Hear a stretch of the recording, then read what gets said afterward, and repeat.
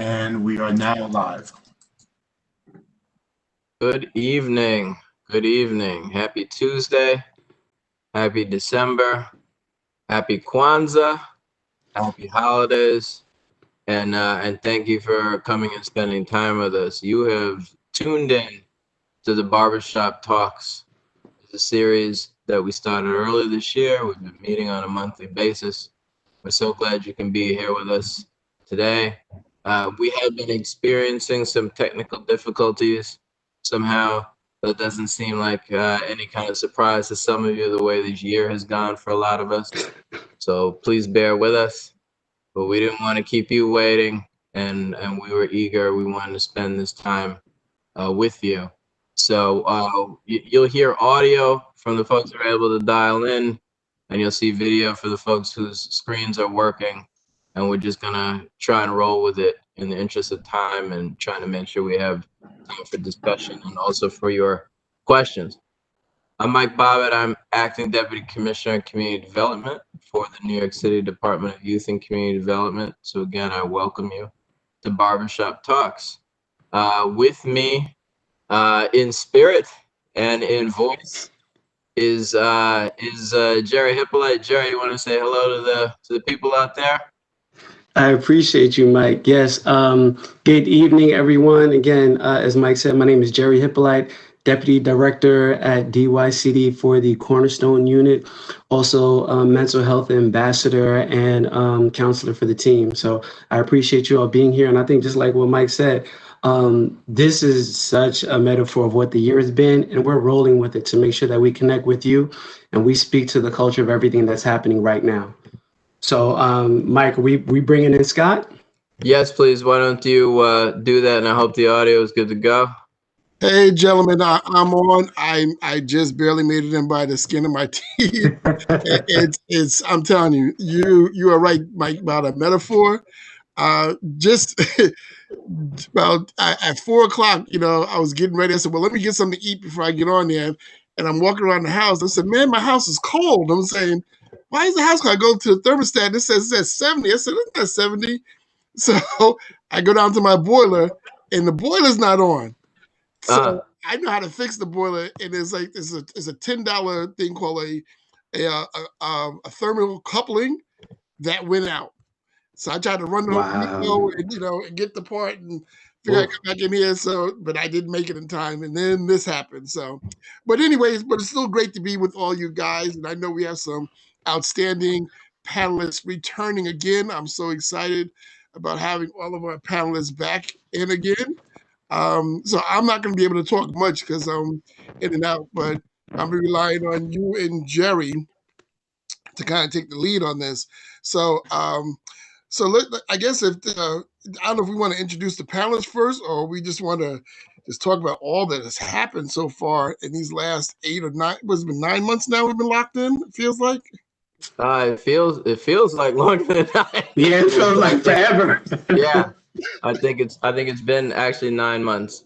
Hold on, my phone is ringing. It's distracting me. 1 second, let me turn it on. Okay, so so what I'm going to do, I'm going to introduce the panelists I can see on my screen anyway, and I'm going to start out with Brett Scudder. So Brother Brett was on back when we were talking about suicide prevention and mental health. Brett, you want to just say hi real quick? Good evening, everyone. Good evening. I apologize. I'm not on video because I'm heading home to be on video, but I'm here. All right, and next we have Mr. Alvaro. I'm always getting that R right. Alvaro. He's on Pinzon. You want to say hi to the group? You nailed it. Nice pronunciation. Nice. Hello, everyone. Good evening. Happy to be here, and thank you, DYCD, again for holding space for us to have these conversations. And I'm talking to my friend from across the country out in Arizona, James Rodriguez. Well, we say good evening, but it's still afternoon over here. It's always, brother. And then I'm bringing it back to the Staten Island, the one and only Dyverse. Peace. How's everybody doing? I'm hoping all is well in the holiday season. I'm glad to be back. Again, my name is Vernon Dyverse Wooten. I represent Fatherhood Matters in Staten Island, and I'm excited to end the year off well. So, guys, this is favorite. I know Reverend Wyatt is trying to get in. Also, he called me. He's having some difficulty to get in, but I wanted to be able to at least let everybody know. And then we had some other guests at the last minute. Couldn't get in. Juan couldn't. He had an emergency he had to take care at the last minute also. So it's really unfortunate. But it's been a tough year. So at least I want to start out with the group. I guess I want to start out on somewhat of a positive note on the conversation is, and anybody just jump in. What do we hope for next year? What do we hope for moving forward? Does anybody have anything that you can say, listen, you know, when that ball drops and the new year comes in, I'm hoping that people don't take the vaccine. To be honest with you, I'm nervous.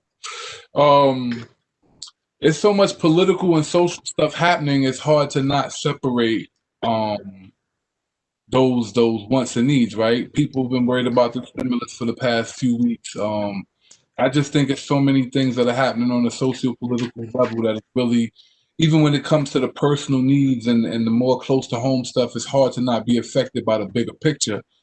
So I would like, you know, I would hope for some clarity and some, you know, some a real clear direction for this next 2020, for 2021 with regards to us as a nation and moving forward as a collective to beat this this pandemic.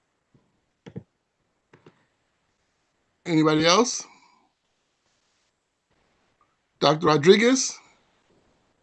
Well, about a year ago, our organization, Fathers and Families Coalition America, I always try to have a theme for the year. And even though 2020 was next level, and our organization did a lot of great things, we literally took the ability and let emotion run us. And I think, change comes slowly. And how people are starting to grasp, this virtual world we're working in. But I think that, going to next year, our theme of our year is new beginnings. And I had no idea that we're going to have COVID-19. Really praying that for, myself, my family, my colleagues and friends, that we go into a light of new beginnings and not drag in stuff from 2020 that has no business coming with us. Even tomorrow, not dragging in stuff that has nothing to do with us. That's away from our purpose. So I'm looking forward to 2021. I think it's going to be different. It's going to be unique, but it's also an opportunity to grow and evolve as a man, as a professional, as a father, and organization as well. Wow. Anybody else? Sure, I'll go. It's hard, as others have said, to divorce the political and the social and the political. But I would say no matter how people voted, I don't really talk about the details of voting in this forum, but no matter how people voted, as a people, we need to move forward. We need to move forward related to addressing this pandemic and our economic situation as well as our health situation. And we need to move forward in terms of, it doesn't really matter what your individual political views may be or whatever camp you're in. There are larger societal issues, state, national, that we all need to be working on and working towards. And so, as we're closing out of 2020 and things to look forward to in 2021, I'd like to see really everyone being willing to be open-minded, willing to engage in dialogue, take in some new information. Some of it could be science related. You have people who are nervous about taking the vaccines or whatever the case may be. Well, go read up on some people who have, maybe some expertise about what's safe and what's healthy, and if you have other views, I'm talking to people who are listening now, but I'm also wishing for people who are far beyond the scope of this program right now. Maybe they're not listening right now, but you know, just because you don't agree with someone, maybe you could read up or listen up or try to understand where somebody else is coming from, and maybe that will help you engage in a dialogue or a conversation about some of these big things that we need to sort through and get through. I don't know what the new normal is going to be. Maybe we'll spend some time today talking about the new normal, but it certainly feels like a good time to turn the page. And I think we're not really going to turn the page unless we can figure out how to talk to one another, how to be in dialogue with each other. And I hope really starting next month, we can get serious about doing that. You know, Mike, when you talk about the dialogue, so many things come to mind. And, you know, I'm just thinking about, I'm looking at the list of all the topics that we talked about so far this year. We talked about, you know, healthy masculinity and toxic masculinity, talked about just mental health. We talked about generations between older and younger men, talked about the family, talked about mental health challenges. We talked about, you know, just our physical health in ways that we're doing things. And, you know, but we talked a little bit about racism also, and I don't want to get into it too much, but I think that's something also that ties it, that we're going to have to really find a way of having this uncomfortable conversation with all of our brothers and all of everybody in humanity across the country, across the world. And I'm always worried about that also, but how can we get this conversation, because we have to have it, because it seems like it's really the root of a lot of things and we don't talk about it. Would you agree, or anybody would? So Yeah. so I wanna let me just put my 2 cents into that, and I tell you what my biggest fear is. And I personally, for me, my personal goal for 2020 is to be more mature and open-minded in who I am as a male, a father, and all the responsibilities at home. I think that's the one thing that I find to be lacking a lot in our communities. So we can't even have the real conversations because many of us are not grounded in who we are. We don't know who we are. We're tossed up between, you know, so many of these masculinity things and trying to be who we are, but struggling and being afraid. So I think for me, but for me, my goal in my work going into 2021 is to help more people to be grounded in who they are and be happy and comfortable in who they are, and not be so controlled, divided but in themselves that they can't be effective part of our society. And when you look at that and how many of our young people, especially our young males who are struggling right now, because they don't identify themselves in a certain way, or they don't feel like they fit into society in a certain way. So they're struggling with identity issues, and it's just causing a whole lot of problems, both in the home, in school, and everywhere they go. So I think that's one of the things that I would really like to see focus on is looking at individually strengthening ourselves, the males and the role models that we need to be for our children and our communities, so that the hard conversations that need to happen can happen, and not out of ignorance or anger, but out of education to edify ourselves and to grow intellectually. I'd like to say something real quick. Hey, Mike, can no, go ahead. Oh, thanks. No, it's Scott, that I'm glad you brought that up. And, you know, you mentioned having those conversations. And so my hope for 2021, I think first and foremost is around the pandemic, right? A big hope that, you know, enough of us in the world are vaccinated, and that enough of us are following the same guidelines so that we bring this thing to a manageable level. So I think that's my first hope. But the other one about the conversation, specifically about racism, my hope, I was thinking, is like that in the spaces where that conversation has been had, that I hope that we move from having the conversation to action, right? And that in the spaces where that conversation is not being had, like for example, for me personally, amongst my family and friends, that conversation does start happening, right? But at the other spaces professionally, it comes up all the time. We talk about it all the time, but my hope is that we see concrete action towards being anti-racist in our work, And so my hope is that that becomes a much bigger component of how my office, provides services to survivors of gender-based violence. Well, I love that you said that, but I'm always, even when I try to get into conversations, do we have all the right people at the table together? Because it seems like those of us who want to talk about it are at the table, but there's those who are doing things off to the side that we just need to bring them to the table, at least to hear, why do you see, what is your view? And I believe if I can at least figure out, I may not be able to get into your shoes, but if I can kind of understand your viewpoint, maybe I can help educate you and say, hey, listen, this is my viewpoint. We can come to some synergy. But I'm always not sure that in our professional lives, we don't have all the right people at the table. We have just those who want to talk about it, and that's only half the solution.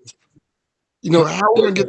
You said in our professional lives or in our personal lives?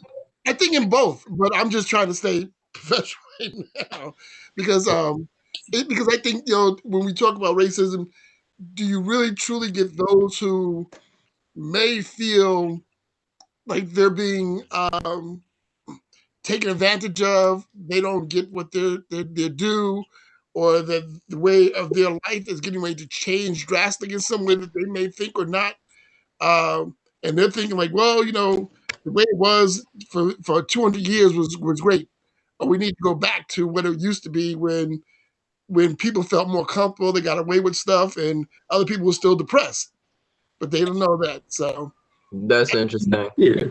Yeah, I want to jump in real quick, and really, I love some of the stuff, and I think I'm going to totally mess up your name, so you could jump in.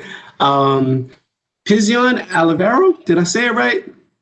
It's Alvaro. You can call me Alvaro. Al. There we go. Al, that's gonna help me out a lot. So I love where he came with, and even Mike, you had mentioned it earlier. So going into 2021.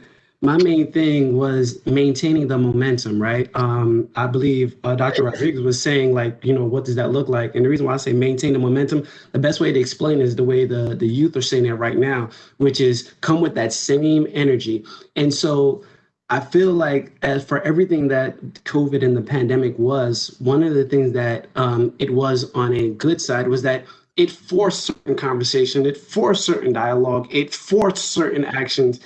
Even Brett was mentioning having that deep dialogue from a masculine perspective as a man, and even what that looks like as a family and for all of us as a nation. So even when it comes to the racism that it exposed, when it came to the mental health issues that it exposed, it took what was trendy, what was kind of a great talking point to, no, this needs to be an actionable, sustainable thing moving forward. And so I say that to say, how do we keep that same energy? How do we maintain that energy? Because one thing for sure, we're not going to go back to what life looked like with COVID, but we can dictate what is going to become, right? And in that space, what are we going to do with this new power, right? What are we going to do with this new conversation? Because Mike, you were mentioning earlier, I don't think the right people on the table. I'm actually going to push back on that and say, I don't think all conversations need to have the right people more than we have to continue to have the right conversations. One of the things that they tell you, like in mental health, when you're coming to help somebody, whether you are a professional or not, sometimes it's that conversation to get to professional help. So for some people who's waiting, I don't want to have that talk until I speak to a professional person. How about we get you to a place where we can now take you to give you a warm handoff?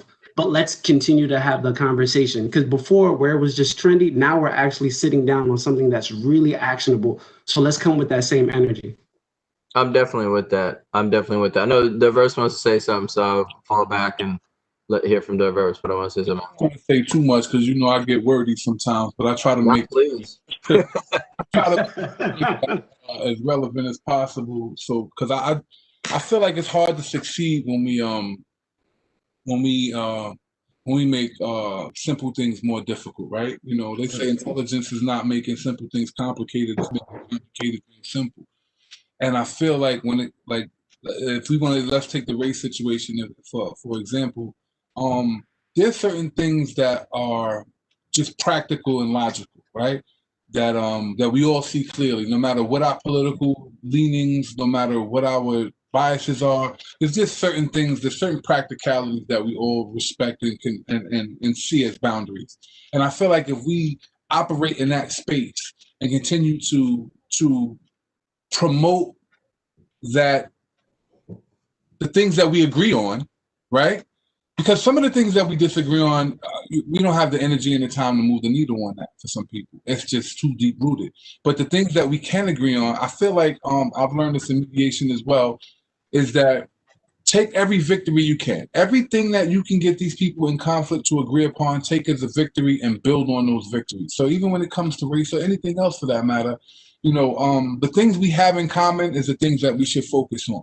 The expectations we all have. I tell the thing, and I have these talks with cops sometimes about, when the community's pushing back at the police, I tell the police the same, we all want the same thing. You want to go home safe, I want to go home safe.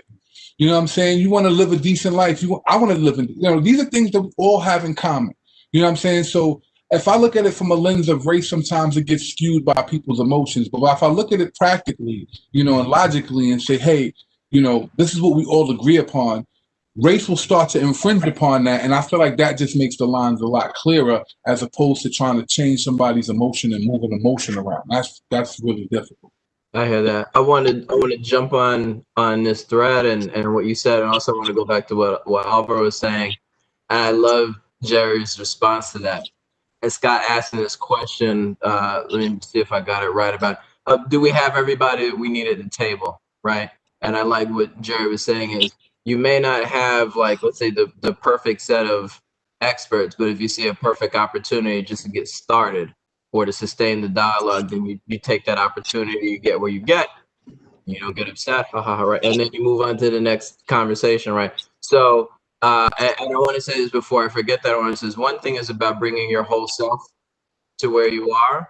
And I've already forgotten what the other point I was going to make is, so I might not get back to it, but I was thinking about, when Scott said the thing about, and I asked you talking about professionally or personally. So that's one of the things that I am thinking about tonight, and this question of what we want to pivot and go into the next year, right? And I'm not saying everyone should bring their politics into everything, and I'm not saying everybody should bring their religion to everything, and I'm not saying that, but I'm saying I think it feels good, and I think others can agree, when you are bringing your whole self to whatever it is you're doing.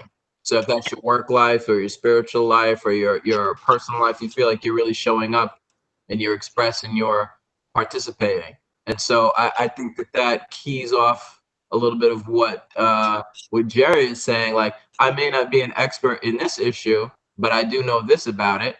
And just as importantly, we got one mouth and two ears.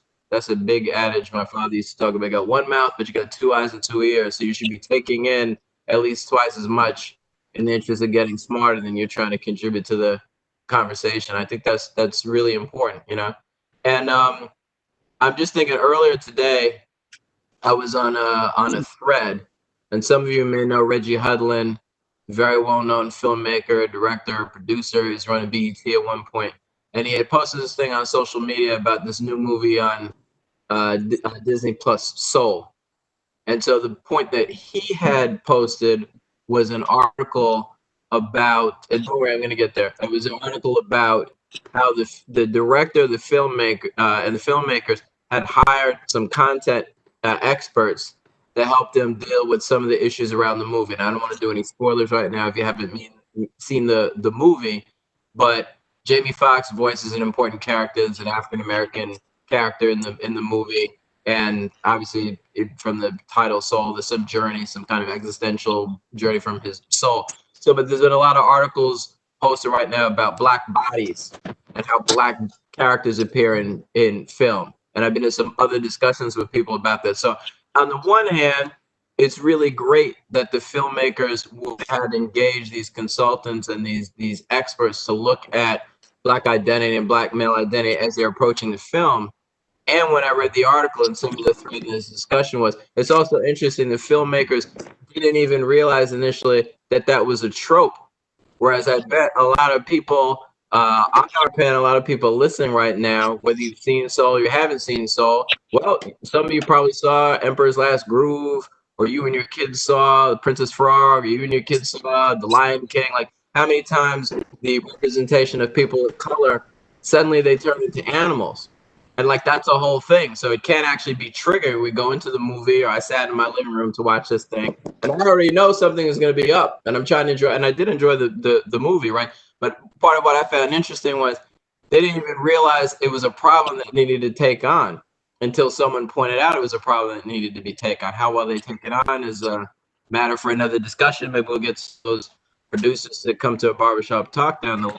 But I think it's that conversation, or the idea of starting the conversation where you can, in the interest of moving that conversation forward. And not in that article, but there's another article that talked about Into the Spider-Verse, which maybe many of you have seen. That's a beautiful film, and I don't want to give any spoilers right there, but in terms of a person of color and their identity, and they're showing up as their whole self, there's a kid who gets superpowers, but you know he's a kid the whole time. You know he's a kid of color, and amazingly has a strong relationship with his father throughout the whole film. And what that does on the other side, when people can see that, and something like that can be successful, now people have a discussion point and say, well, why can't you push the envelope a little farther, as was just done over here? So just today, I get some of these discussions. I know it's really limited in a way because they're just talking about film, but popular culture and media, it gives us an opportunity to talk about what's happening in the larger society around us. I put the chat function on an article I wrote after George Floyd was killed. And I've gone back and forth with my friend Scott, like the word Latinx, just Puerto Rican. I don't like that word. It's trying to like neutralize Latino. Latino was neutralized from Hispanic to Hispanic. But if you don't understand the history, how you then try to re-script. You can't take away the past, but you could script up a new identity, a new future. And one of the things the reason why I wrote that blog on our website, I didn't care if people viewed it or not. I think 1,500 did, and social media more. It was more important that have a discussion with my child, my daughter, who's Black Latina. She's African American, she's Puerto Rican, but understand her history too. And that's one thing I think that COVID has forced more people to pay attention to news. Some not good news, obviously. Some philosophies where people calm down angels that were going to supersede in an election. I guess that didn't happen. So, you know, you have to filter out everything. But one thing that we all have a platform. And so we can educate. I think you said that, Commissioner Bob, about learning, or I don't think you meant like educate yourself, but go back and read about what the impact of a vaccine will have or not have.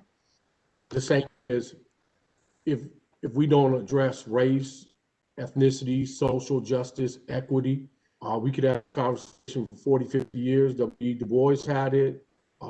So we're looking well over 100 years. And the reality is it won't change unless we all use our platforms collectively and together. So if there's nothing wrong with talking about politics or policy or racism or equity or lack of justice across all the platforms, because as far as I'm concerned, government works with us, and every government employee is actually our employee. And because if we're paying into systems, like whenever I pay for gas, I don't know about you, but I pay taxes on it. It's going somewhere, so I'm asking my nation then to give back something simultaneously. It's got to be reciprocal. And if it's going to be reciprocal, that means, I think Vernon Wooten said, you know, treat each other, you know, like what's the commonality? The reality is that I think this year has demonstrated a lot of people showing divide and a lot of people not knowing their history, as well as people rejecting the possibility of really a nation coming together as a people. And it's sad. So we've got to use our platforms to educate our youth. And from my perspective, a man in his 50s, I see our youth really fired up for change and for social change. They seem to be wanting to make more of a difference than my generation, because the generation before me, a generation of like Dr. Luther King, they seem fired up for change. And then there's this big gap. I think it's about to happen again. It's about to explode. I think it's going to explode in a positive level. So, but it takes all of us to use our platform. Because imagine what if every single one of us was enlightening someone else. And if I listen to Vernon and if I listen to Mike, then I'm taking in some information, I'm filtering it, and I pass it on. Instead of being silent. Being silent is saying I'm okay with injustice. I'm okay with educational systems not treating boys, especially boys of color, with equity. I'm okay with a flawed criminal justice system. I'm okay with poverty. I'm okay with all that by saying nothing. And that's why I think we should be using our platforms. And that's what comes into 2021. Well, I guess, group and James, I'm always at least wanting to hear from the other side of, for those, I'll just say those who are really rich, who don't want to make the playing field even. Why do they like to keep people in poverty, keep people down? Because of my lifestyle, you want to take privileges away from me that could even the playing field. Though I just wanted to find out, I guess for me, is what do you think by evening the playing field hurts you? Can I? Oh wow. So I study this all day, like fanatically. I study this because I don't run that fast no more, and I need to know. I'm dead serious. I need to have an idea early of what I should be doing. But what I will say is this, going back to the concept of the commonality piece, right? When we talk about moving the needle, you're saying that young people young people are fired up. Young people don't want to wait 15, 20 years for things to move. But I've learned in being in this system that it takes 15, 20 years sometimes to create policy. They don't want to wait that long. So I'm excited about the fact that they don't want to wait. When you talk about evening the playing field, when to somebody who's born in that position, that doesn't make sense to them, right? They don't even see the same field, so they don't relate to it. They don't see it. Like the great thing about the young people is that they're to the point where they're not like us, right? They're not caught up on race as much as they understand that it's not about race as much as it's about classism. Racism is a decoy for classism because poor white people don't matter to rich white people either. So they use racism to keep us tussling and twisted, and they use the police system and the justice system and that idea of race they weaponize it. But the reality is people who can afford to beat the system. It's a real wealth thing. So classism is what we really need to be checking. There's a lot of people who are in the same boat as us, who are opposite colors as us, who don't understand, again, the commonality. That's why things like Medicare for all is such a popular thing, right? We all agree that we could all use free healthcare in America. We all agree on that. I don't care if you're a Trumper or you're not a Trumper, whatever. We could all agree on that. We could all agree that ending student debt would be actually a great situation for a lot of people to take them out of debt. These are things that improve the overall for everyone, and then we can start to look at the smaller conditions. But if we keep chopping our efforts down into small pieces, we can't really move the needle. That's why I want to move with the movement that is moving. If the young people are trying to say we're looking beyond race and we're looking at inequity as a whole and not just based on race, and we know that Blacks and Latinos have a greater inequity, but to allow any inequity is how we can play the game. It's how the game is played. So we have to eliminate inequity altogether, right? We have to eliminate things that are set up for some to fail and for others to benefit at a high end. Because again, we can't sustain the greed in this country. But if we don't look at it as that, if we start chopping it up into these little segments of problems and we don't see the larger, we can't move the needle in the short amount of time that we actually have. The hope is that we go back to the norm. Nobody wants to go. I don't want to go back to pre-Trump to set us up for Trump. I want to do something new that we haven't done. And that's what young people are pushing for. And I think those are the conversations that we really need to be having, is how do we collectively move the needle to where it's actually going to move, and we don't hope and dream for another 50 years about the racial piece, because that can take forever, because everybody has a different opinion on it. So I'm glad that you said that, my brother, because it comes back down to this maturity piece, right? No matter how we try to identify these issues, if the level of maturity is not there to have the conversation, be respectful of each other, and humble ourselves so we can grow together, it's just going to be noise and chaos and this long-term effort of trying to accomplish simple things. And I say that because I've been in this position for many years, trying to bring the mental health conversation to our communities and letting them understand that this is a serious issue we need to face. This is a serious issue we need to address.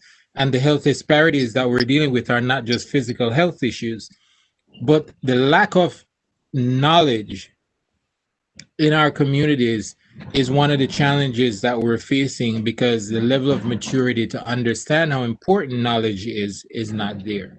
So even when you're talking about, Scott, you're talking about having people at the table and all that. Sometimes a smaller group of people are on the same level of wanting to accomplish certain things. They may think differently, but they're mature enough to agree to disagree, but wanting to achieve things will have greater outcomes than us trying to accomplish big things and taking so long to do it. And I'm frustrated.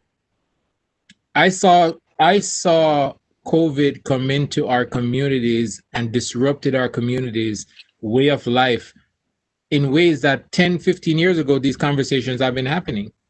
And now COVID had to be the one to come in and literally kill people for people to now start saying, oh, this is really an issue, or the health disparities, the health inequities, the cultural, the racism, the systemic racism, health, all these things. But these conversations have been happening over a long time.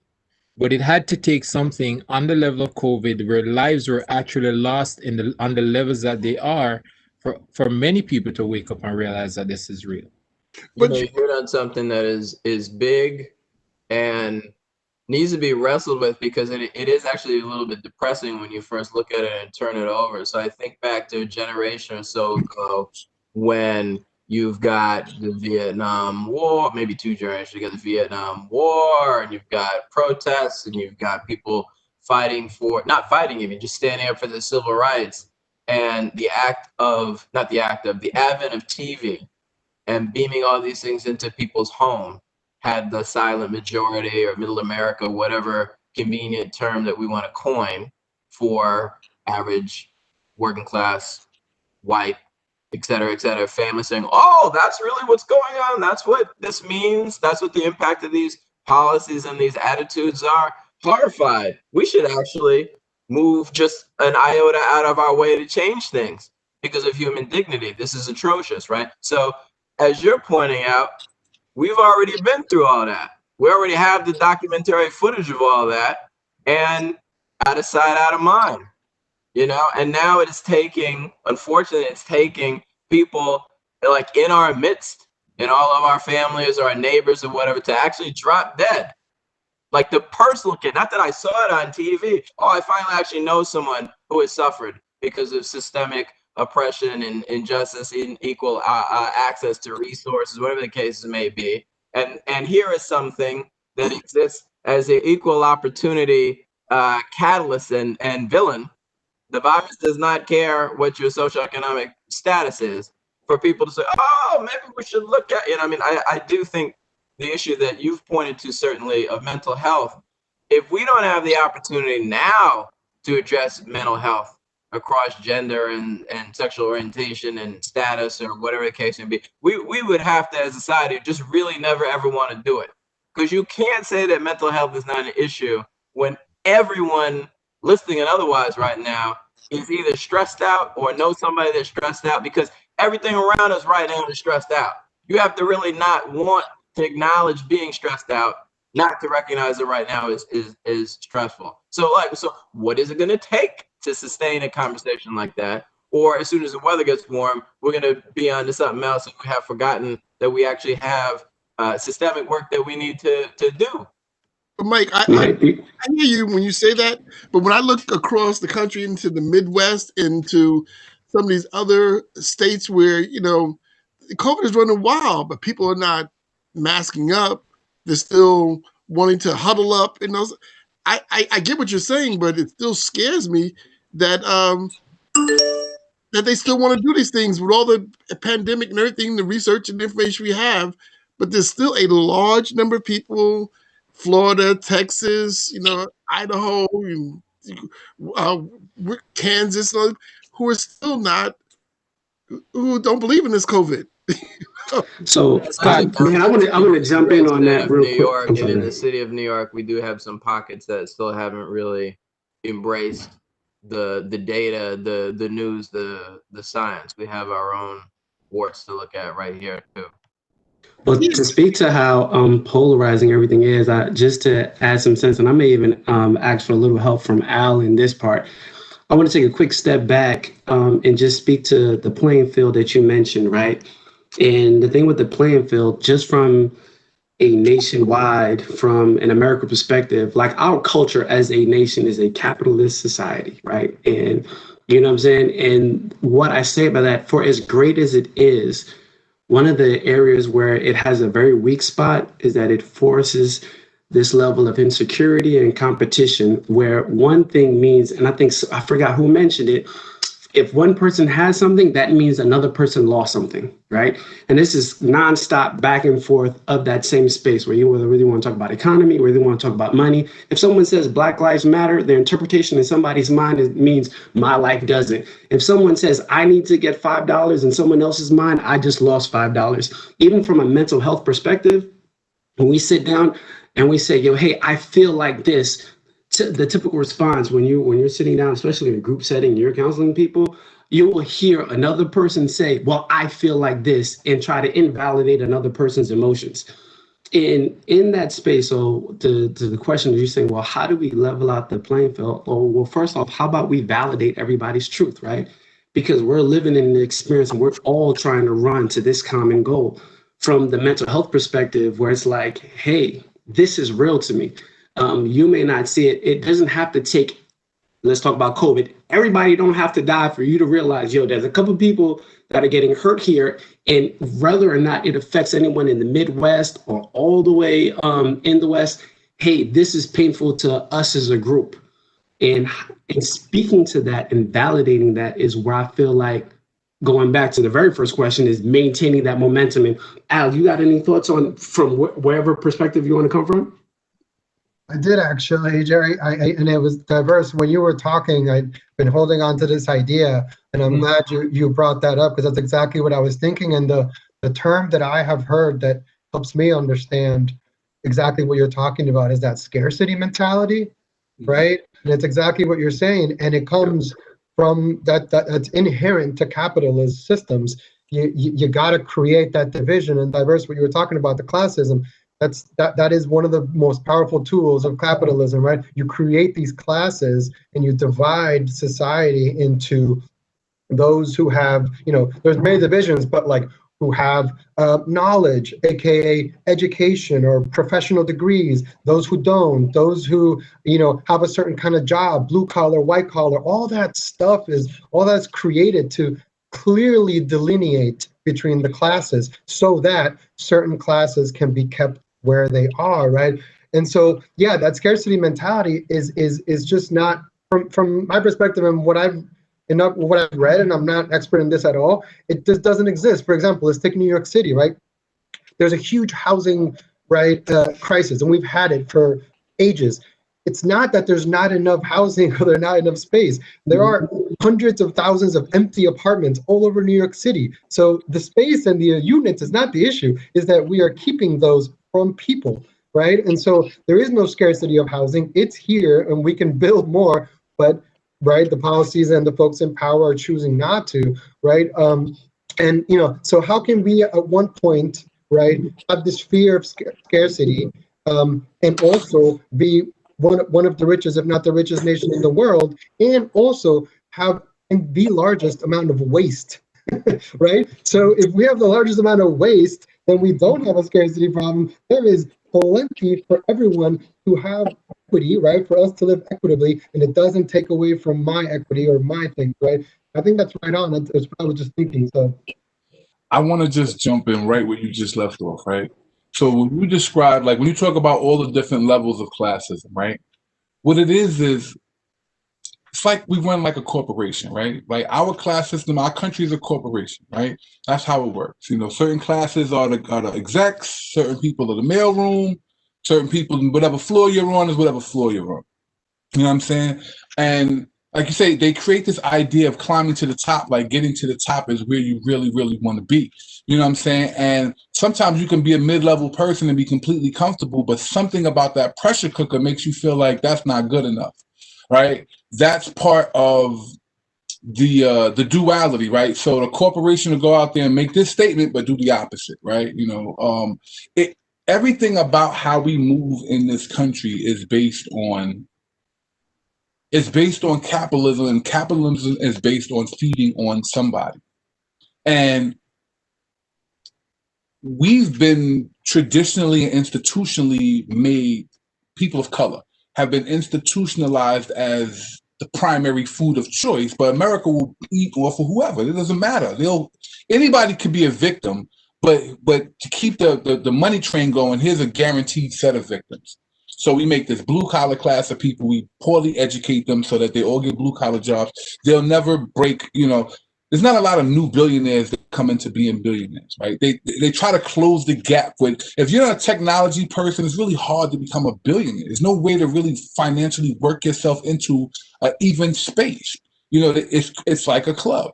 You know what I'm saying? And it's a hierarchy. And if we don't understand it, and I'm not co-signing it or what have you, I'm just saying that without seeing it for what it is, we'll constantly pine for something that won't happen here. You know what I'm saying? I don't want to fantasize about this great, great woman I love, but she don't love me back. Like, I can't, you know what I'm saying? So we have to be honest about the conditions that we really are in and who do we look to support these situations. A lot of things we did with the fatherhood thing was, especially when we were having those meetings with the RFC, was we took it out of the city's hands, right? Although we wanted support from the city, we didn't wait for the city to keep it alive, right? We tried to do whatever work we could without the city. And I think that's the problem is community is focused, instead of at each other, they're focused away. So we all stand together in a group, but we don't look at each other. We all look in that direction. We all look at outside of the people here who make the community to see what direction somebody else is going to send us in. And that's why there's so many mixed messages, because depending on who messages you in the way you like depends on which way you might sway. And we're not looking at the collective of what we need. If we all live in this particular area, there's a need that we all have mutually because we all live here. But if we all pull in our information from different directions and we're looking to different directions, like this is the right way to go and that's the right way to go, without even talking to our collective to see what we really need here, we're going to always miss out. So somehow we've been tricked to never look to each other to have the dialogue. We're looking for some kind of leadership piece to come along, and those people get, they pick and choose those people like pawns, and that's why that game is being played in the cycle. We followed one guy to nowhere, then we follow the other guy to nowhere, and this guy makes promises, and we follow him to nowhere. That's what happens. You know what I'm saying? I want to jump in because you have both the last two speakers. You're talking a lot about capitalism. This is not a discussion point that I bring up very often, but I'm going to jump into. Okay, I know let's go, Mike. Let's go.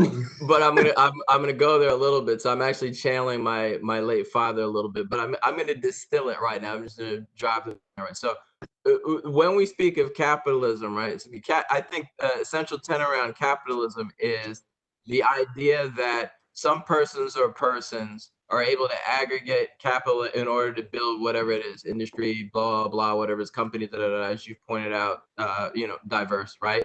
Mm-hmm. And there's an explicit or implicit assumption there that for having generated the idea and then being able to marshal the resources to make the thing happen, they deserve to be rewarded. That, I think, is what capitalism is about. The point that I want to make, which I think buttresses very nicely, goes very well what Dyverse is saying, or building what Dyverse is saying, is capitalism is an economic system. Capitalism is amoral. I'm not saying that it's immoral. So listen to what I'm saying and the spelling of what I'm saying, right? I'm not saying, and other people can think what they think as to whether it's immoral or not. I have friends who are on the extreme left, friends who are on the extreme right, and I have the same discussion point with them. Capitalism is amoral. The issue of morality, and really a lot of what we've been talking about in our society and our culture, those issues, those don't directly intersect with capitalism.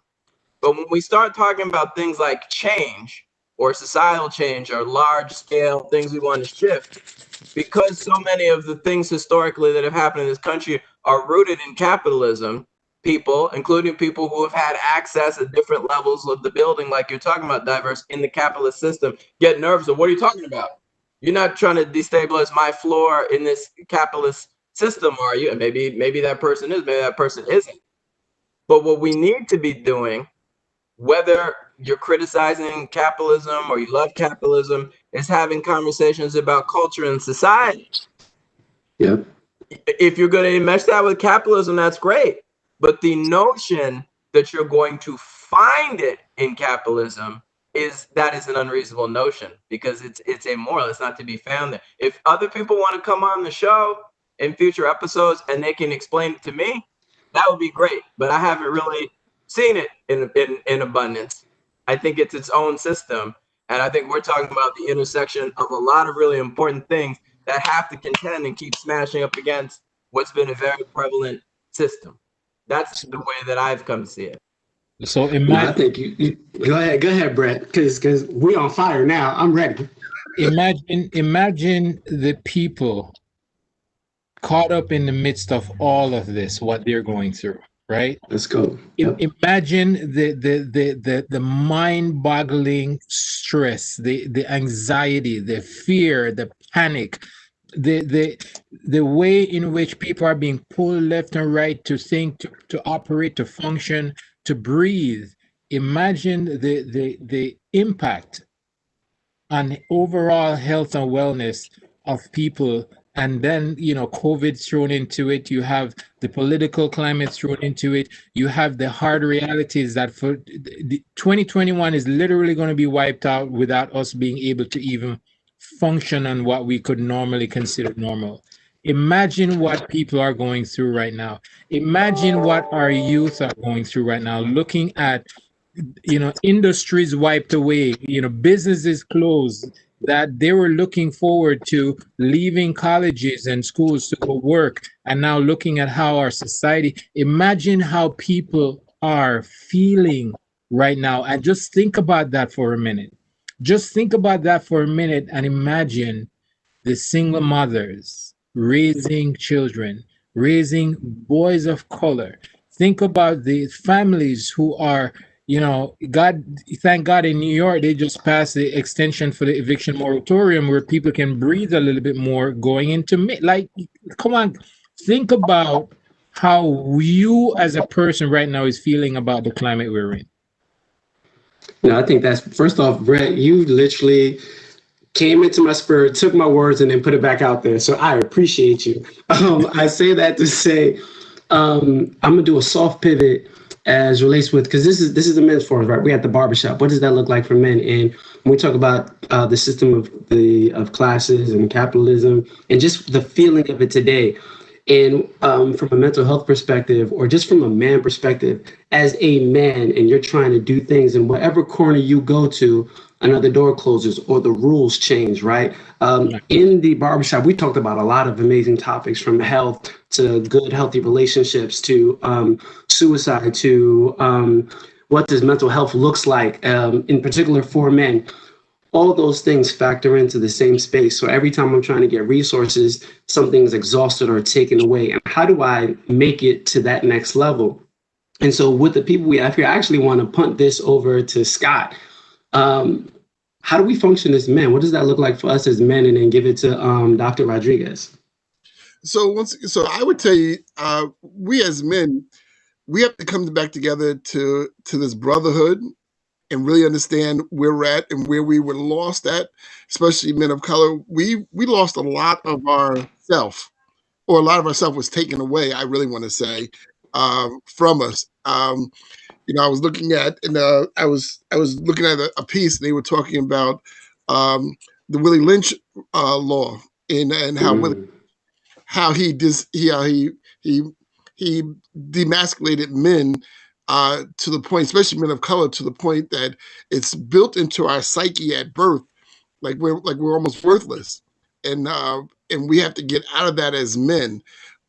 We also have to be able to, at least from my standpoint, is be able to help reach across the table. I'm just keep saying reach across the table to that person who felt that he had to keep me in this state of mind in order to keep his economic status, his level of whatever.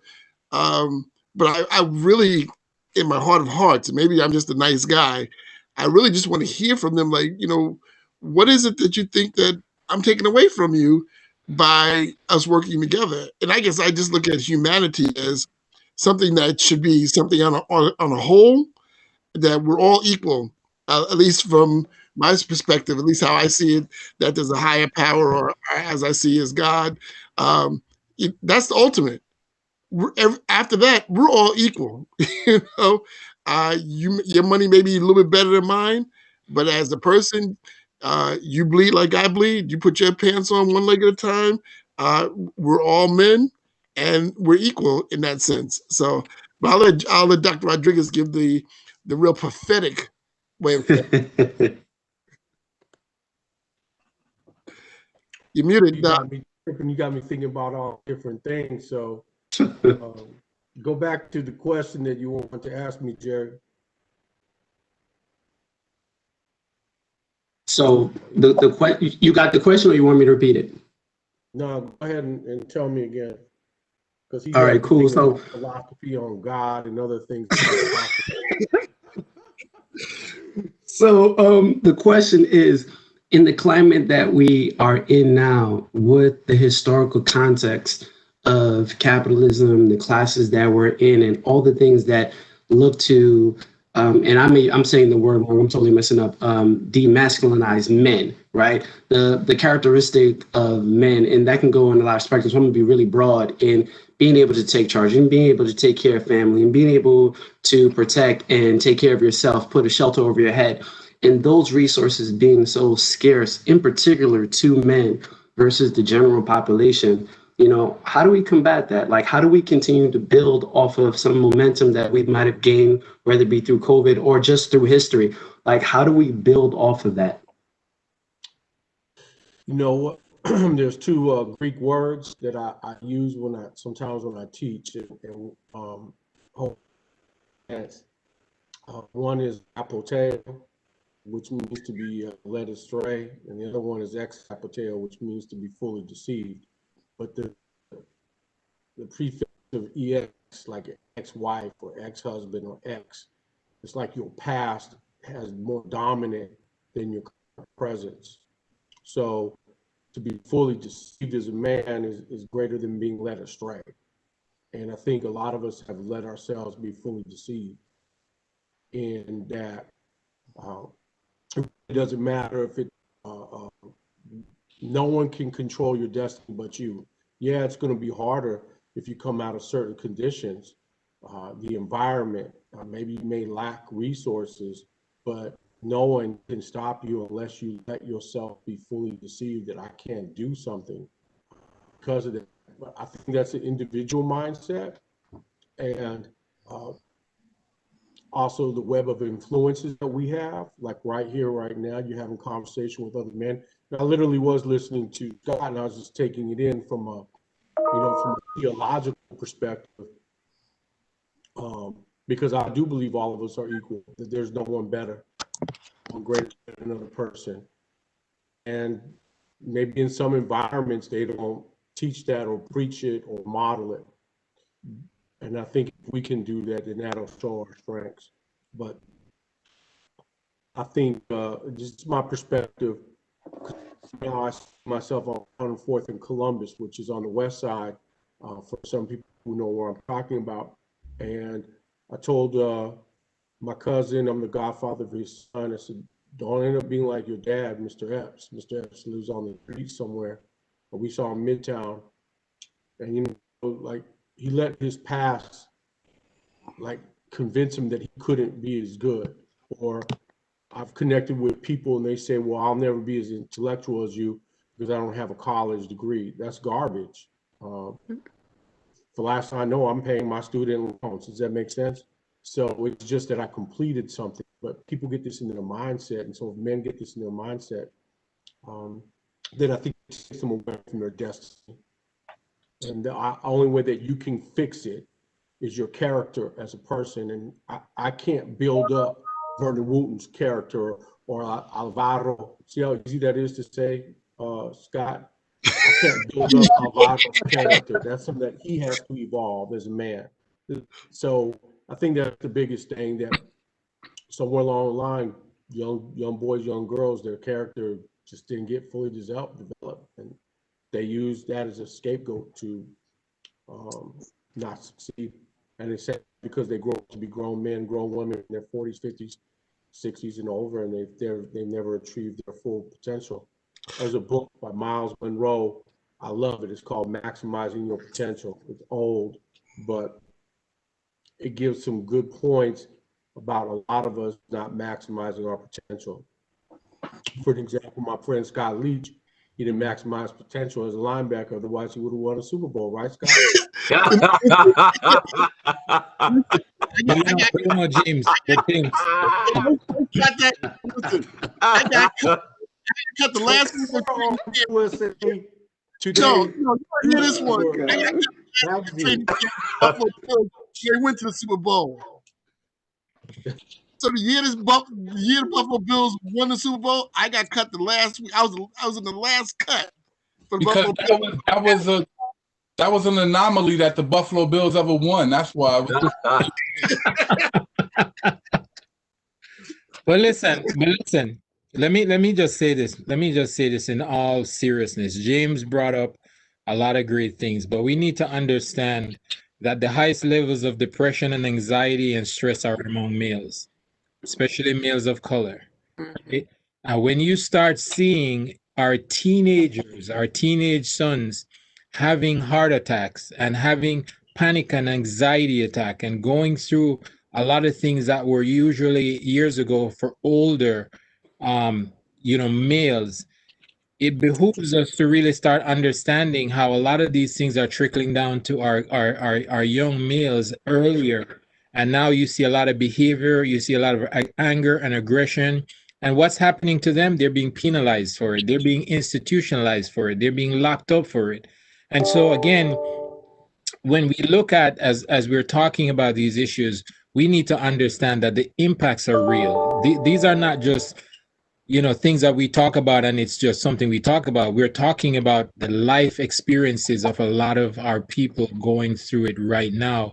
And the fact that the increasing suicide rates are, high among males. We're seeing murder-suicide rates getting, even more prevalent now, and males killing not just their partners, but also children. And you look at the history, you look at some of the dynamics, and, you look at this whole lockdown that a lot of males are going through with no outlet, nowhere to vent, or if they even do vent and expose being vulnerable, how they're ostracized in our society.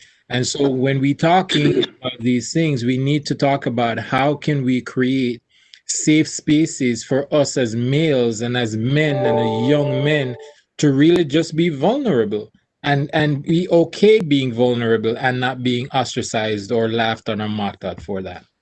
I want to. May I? Yeah, go ahead. I'm muted, dang. Okay, I want to say something when I can. So this is the thing, right? When you say that about the male thing, right? And I agree with you with regards to from a mental health aspect, I wholeheartedly agree with you. But again, I don't think a clinical solution is. A lot of our solutions aren't as technical as our administrations and municipalities would have us think, the way they break things down into categories which to fund. But I believe his name is Jerry, said something about us being emasculated, right? So, and then Scott mentioned something about the Willie Lynch thing, which I found out really wasn't a real thing. But the reality about Willie Lynch and the science of that breaking of a male buck, or breaking of a buck, would be to take our culture, which from a patriarchal society into a matriarchal society. That's what happened, right? So what happened was our families were separated, men were separated from their families, mothers began to raise sons in a way that would tell them, don't go against the grain. That was the science of the Willie Lynch science. Even to this day, when you look at the kid's mother not letting the father see the child, this is actually now part of the DNA of our thinking because we've been doing it for so long. The grandmother telling the daughter, the daughter has a good relationship with the boyfriend, but because the mother's mother never worked out with her man, she's intervening in the daughter's relationship and poisoning. We keep passing these poisons downward. Because again, I believe we've taken on a mindset that this dysfunction has been normalized for us. It's not of our culture. This thing, it's a result of it's again a result of capitalism, right? Slavery is a capitalistic thing, you know what I'm saying, which resulted in we make more money when we break the families up. We control more of what happens with their future and resources and outcomes and our workforce, our free workforce, when we control these factors around them. And the first thing was to take the backbone of the family, which was the father, the head of the family, the person who provides security and direction for the family, and you removed him. You know what I'm saying? And tried to emasculate him in front of the black woman to the point that we have these Kevin Samuels things going viral, and there's this whole trend around everybody saying protect black women or black women. And it's this whole thing about if you say anything sideways or wrong, they want to steal your masculinity away till you kind of tread lightly and you shrink yourself and you know what I mean? But going back to what Brett was saying, some of that solution is in having strength of self, like Dr. Rodriguez was saying, like having a strong sense of who you are. You know what I'm saying? If you define yourself, these things cannot undefine you. People are asking me about how you feel during the pandemic. I feel absolutely fine. I lived through the 80s. This is not worse than the crack to me, this is not worse than crack. This is not worse than when my friends started getting shot. This is not worse than that to me. So again, it's a certain amount of fortitude that you have to have. And again, if we don't have men being able to pour into young men, then we start to have these young men who can't figure out a sense of self enough to stay firm in going forward. Because it's not that hard to figure out to go forward. That's not really a hard thing to figure out. Again, it's complicated to figure out when all else fails, keep moving forward. So when we lose sight of the ability to do that, that really speaks to a greater problem. It is a mental health issue, but it's a cultural issue. It's a mental health thing that's being passed down through a negative, dysfunctional culture that we've been adopted with. Dyverse, I gotta jump in. Dyverse put a bomb real quick. Real quick, Brett, before I let you go, because Dyverse just dropped like layers just now. I want to pass this on to Mike, because we got a new person in the barbershop seat, and we want to make sure we get everybody introduced. Yes, please. Yes, please. So, we didn't even really do this up at the top. We just jumped in here, and I just wanted to remind folks or let folks know for this session and rounding out the year, we have all-stars just across the board. We have panelists, guests who have joined us on previous Barbershop Talks. And so the gentlemen who we've been spending over an hour with so far have had a chance to introduce themselves. But other people are dropping into the barbershop right now. And so from another of our prior sessions, we have Lisa Lavelle, a noted therapist in private practice, and she dropped a lot of jewels in one of the prior sessions.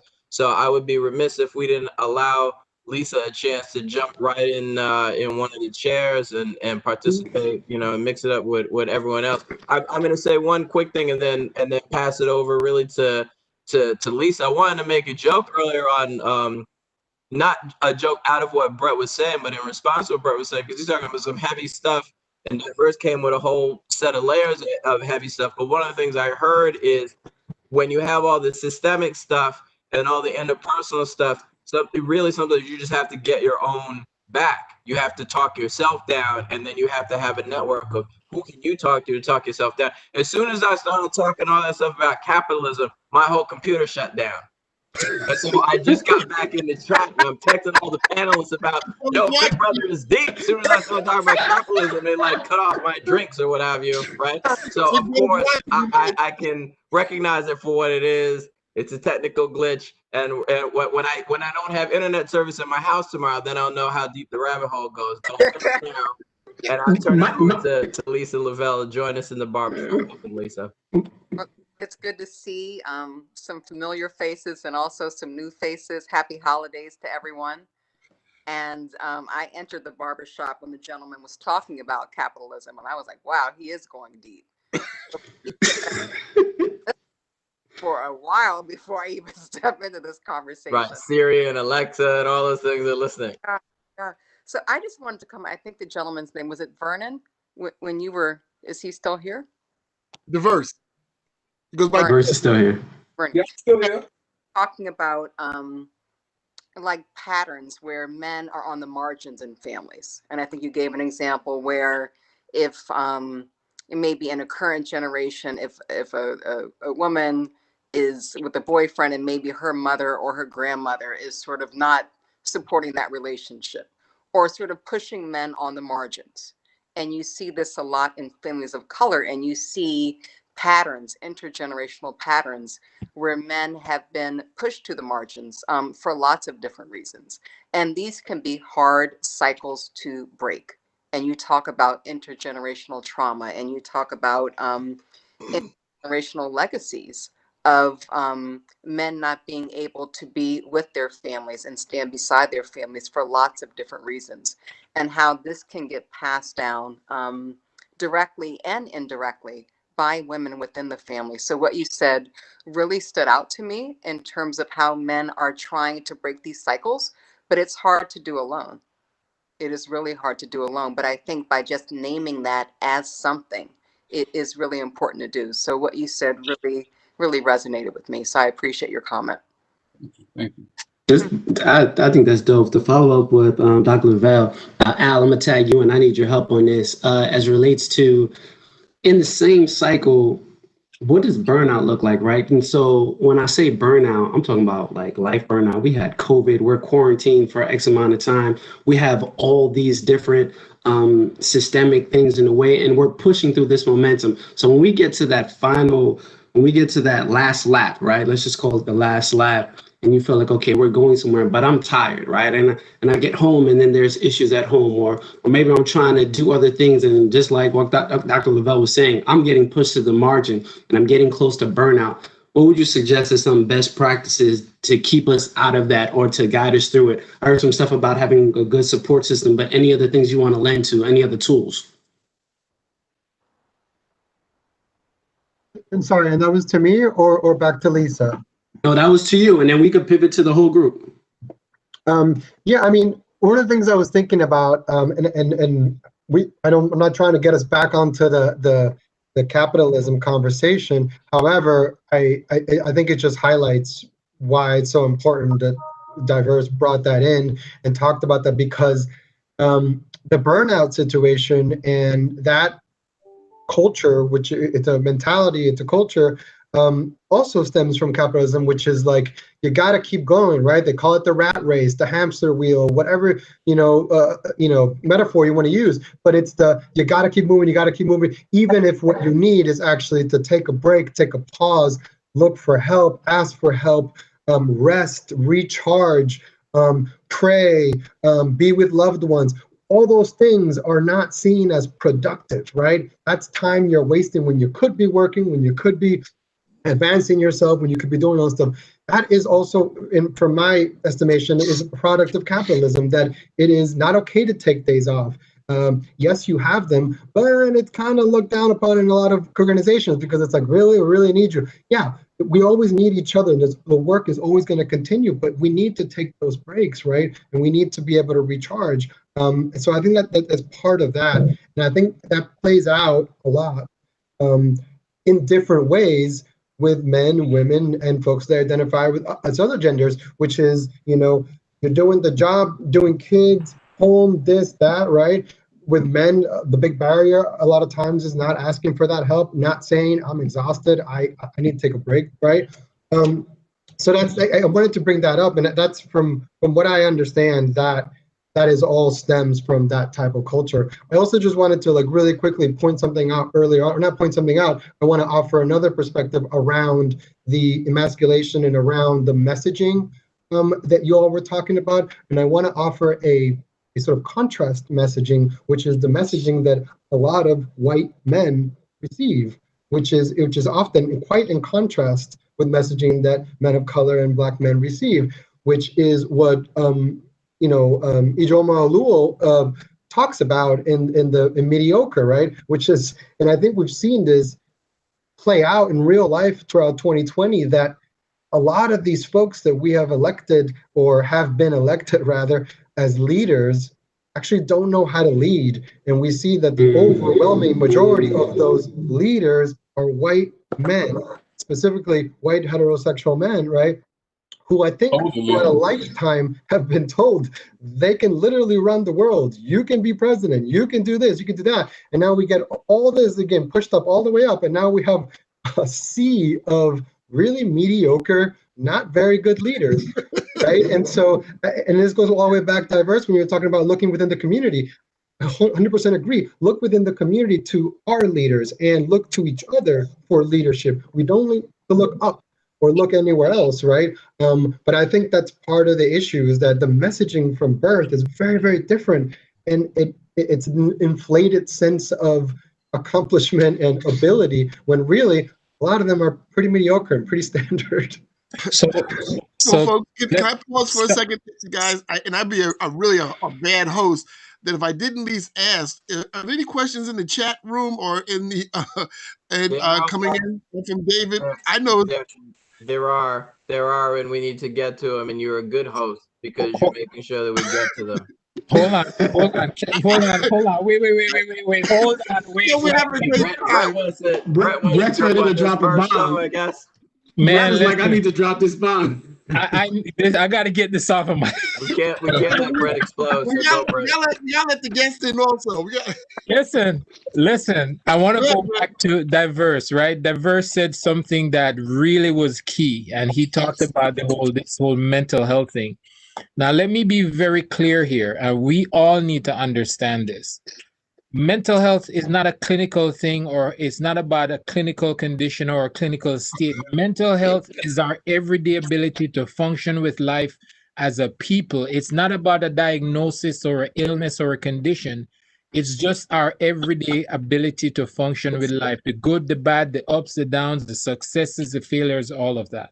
And I say that because that's one of the big myths that we have in our community, is that mental health is a clinical diagnosis or an illness, which makes the whole conversation so uncomfortable for a lot of people, right? So I wanted to, because Dyverse said something in response to what I had said about it not all being, he agreed on the clinic, but I wanted that to be very clear, that when we are talking about mental health, we're not talking about illnesses or diagnoses or conditions. We're talking about just our ability as people to live our lives in the fulfillment of it, in whatever ups and downs that we're going through. And from the clinical side of that, I can tell you very clearly that as the president of the New York Suicide Council, who has over 900 clinical people in the council who I talk with either every day or every other day or every week, a lot of our clinical people are struggling with their own mental health challenges, and they're clinicians and they're mental health practitioners, right? So all of us in everything that we're talking about right now are being affected by everything that's going on. COVID is the number one leader of death in this country right now. 350,000 people proves that.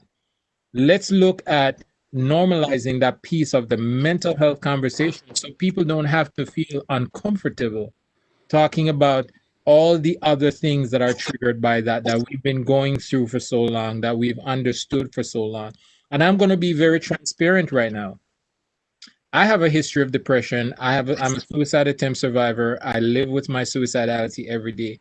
And ever since this whole COVID situation came up, it prompts me every single day to keep asking myself, why the hell should I still continue dealing with all this, that COVID has just now exacerbated all these stressors that were already there. So this is a reality for a lot of people. And how many people you think would be comfortable saying that that they can wake up every morning feeling like I don't want to be here, but still find the positive things, the mentoring and functionality and all that to continue going through, and people will never assume or understand what they're going through from the other side of that. Well, So important. great. Facts. Go ahead, Scott. No, I was going to say, because there are some bombs. Yeah.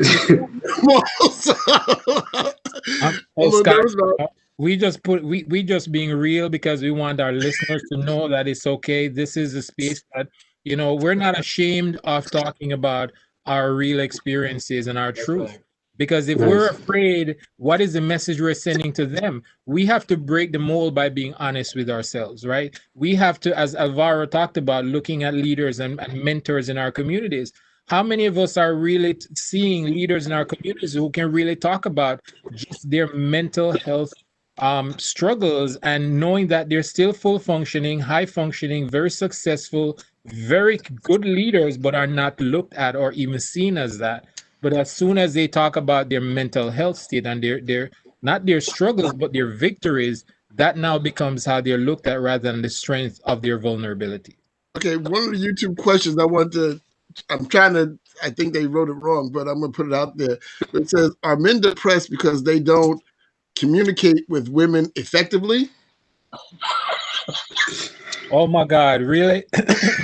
No, I'm reading the question. I don't think that's a bad question. I think it comes from a relational perspective, and we're talking about like a very general space. But since you put it out there, then it's for us to like speak to the people, speak to the culture, right? I think that is not a main reason why men are depressed. It may be why some men may be frustrated, but as relates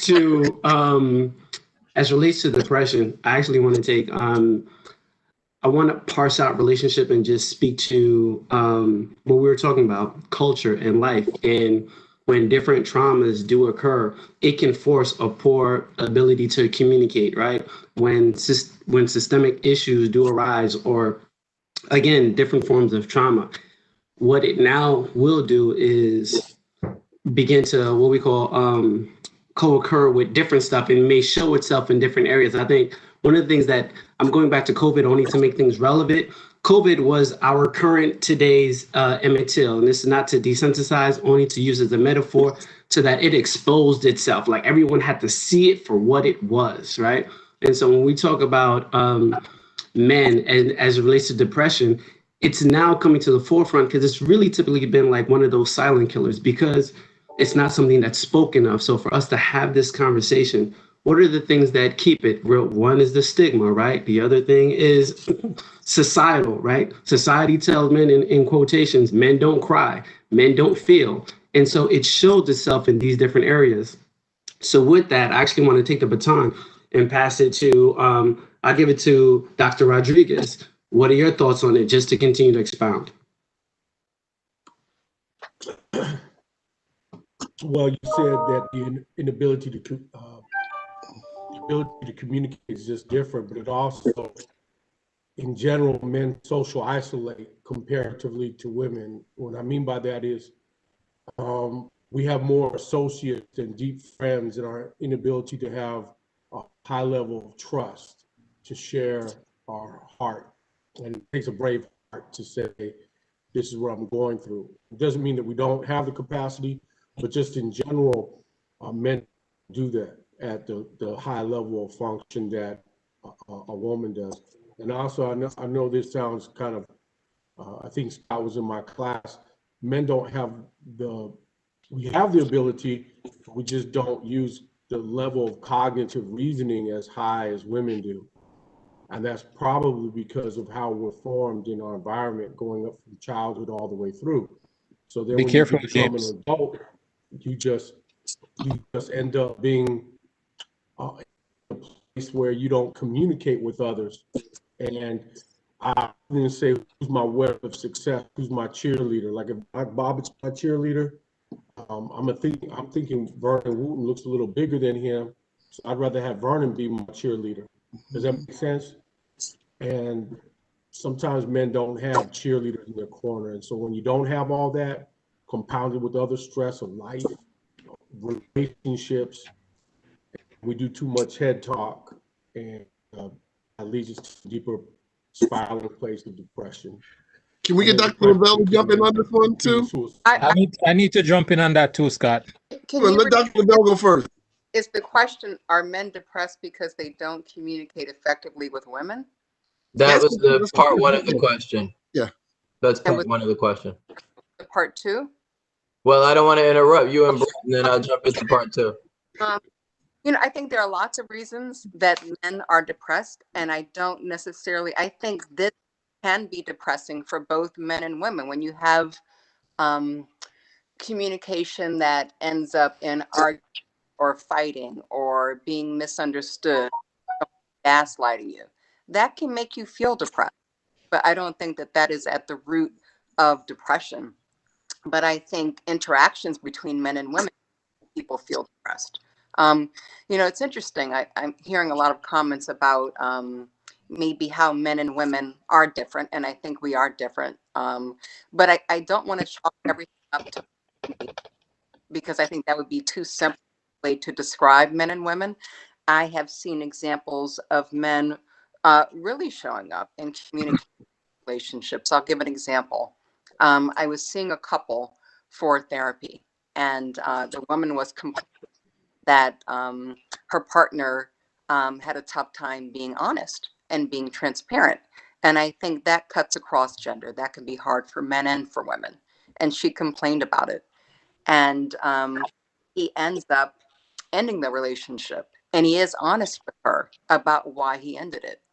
So on the one hand, she complains about being honest, but when he is honest, she doesn't like his honesty. So I think there are times when we do give mixed messages where we're saying we want one thing from men. And when they do give that, we're saying, okay, we don't want that. And I think that cuts both ways too, in terms of men with women. So I think there are lots of things that address why people are depressed, but I think we can have healthy interactions with men and women. The only woman on the panel, I'm glad you gave me some space to say something.